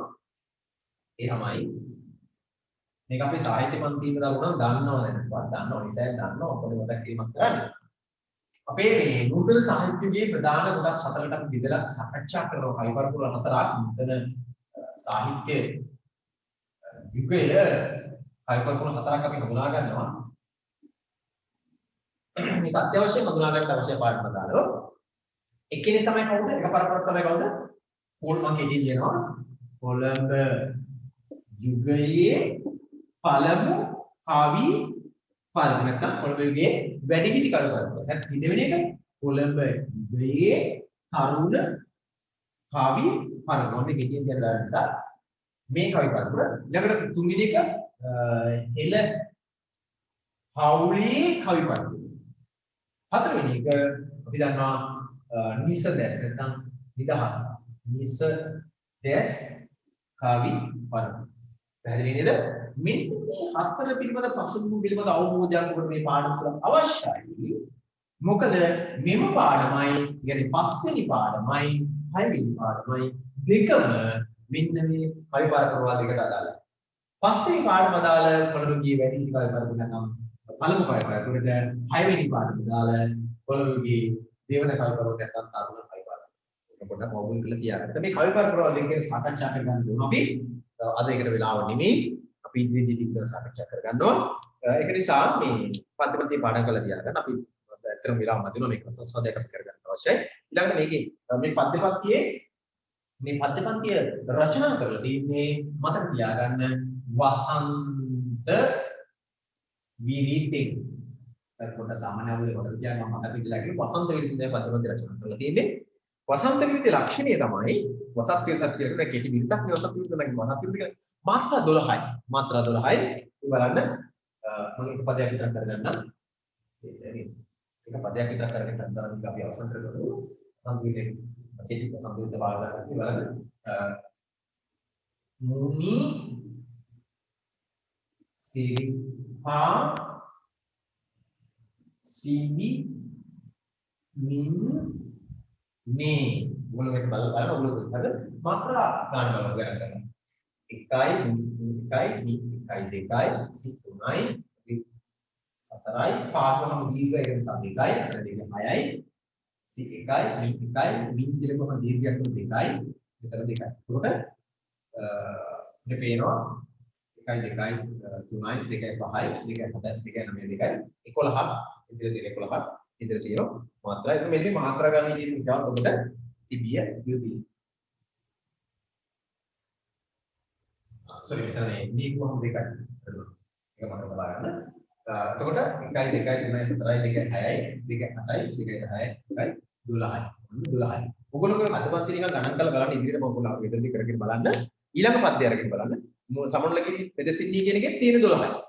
සමනලගිරි පෙදසින්නී කියපුවම සයන 2යි මයන 2යි 2යි රයන 2යි 3යි ගායන 2යි 4යි ගියන 2යි 5යි රියන 1යි 6යි පේන 2යි 7යි ලියන 2යි 8යි සි කිව්වහම දෙකක් කියන විතර 10යි දී කොහොමද 2යි 12. හැම එකේම ඔක අපි කියන දොයි බලෝ බයි එකතු කියන ඒකම තමයි මේ නිසා පොඩි අදහසක් පොඩි එකතු කරලා පන්ති කතා කරන එක නිසාම චුට්ටක් විතර ඔළුව එක පොඩ්ඩක් බලාගන්න අවශ්‍යයි. හරිනේ? හරි. මම හිතනවා මේ අද දිනේ අපිට වැඩ කටයුතු අවසන් කරමු අපි අද දැන් වෙලාවත් හරි. එතකොට මේ අද සාකච්ඡා කරන දේවල් වැඩිමනක් අපි දේවල් කරේ පාඩම් කරන එක පාඩම් කරන දේවල් මේ වෙනකම් කතා කරන දේවල් මෙහි කරන එක කරේ ඊළඟට ඔබ විශේෂ කාරණාවල සොයාගෙන යන්න ඕන දැන් කියන පොඩ්ඩක් මතක් කරා ඒවත් මතක් කරා. ඉතින් මම හිතන්නේ මෙච්චරලා ගොඩාක් වෙලා දැන් මම පහින්ද මේ කරන්නේ මහා අත එකක් කරලා දැන් ඔයගොල්ලෝ දෙයි කරලා මේ තව එකක් කරලා අවසන් කරනවා. සා මම පැය 4ක් ඉන්න ඔයගොල්ලෝ පැය 4ක් හිටිය කලින් පාඩමත් එක්ක ඉන්න මම හිතනම කෙනෙක්. එතකොට මේ තියෙන දැඩි උමනාව අපි කරලා තියෙන විශ්වාසය නෙමෙයි. අපි මේ විශ්වාසය වෙනුවෙන් ඔබට හැකි උපරිම දෙයක් කරන්න තමයි විශ්වාස කරන්නේ. එතකොට ඒකේ අවශ්‍ය කරන වටපිටාව අපතර දැන් තියෙනවා දැනට මේ වටපිටාව අපි අනිත් පැයට කුමාරි ළඟා කර දෙන්න අවශ්‍යයි. එහෙනම් අපි අද දිනේ වැඩ කටයුතු අවසන් කරමු. පස්වෙනි පාඩම හොඳින් ඔයගොල්ලෝ පාඩමේ කවිතක හොඳින් බලාගන්න, පාඩම් කරගන්න, අන්තපස කරගන්න එපා. මේ ඉන්නේ ගෙදර ඉන්න කොරෝනා වලින් අපි ප්‍රයෝජන ගන්න ඕන නම් ගෙදර ඉන්න ඔයගොල්ලෝ පත්‍යමත් පිළිවෙල පාඩම් කරලා කියන්න පාඩම් කරන විෂය කරලා පාඩම් කරලා මේක හොඳ තැනකට අපි විෂය අරගෙන ඉමු. ඊළඟට ඉස්කෝලේ පටන් ගන්න කාලෙකට අඩුපාඩුවක් නැති දරුවෝ විභාගයට පත් වෙලා ඉන්න අපි අඩුපාඩු දිනන ඒගොල්ලෝ අඩුයි අපි පන්ති වල අනිත් අය යම් ප්‍රමාණයක් තමන්ට කිය කාර්යමූලකත් එක යම් ගැටලු තියෙනවා. නමුත් අපි ඒ කුමාරි निराකරණය කරගෙන කොහොමද මේ වැඩ ටික අවසන් කරගමු. එහෙනම් අපි සෑම දිනෙකටම සුබ රාත්‍රියක් good night වේවා කියලා ප්‍රාර්ථනා කරනවා. ආයතන.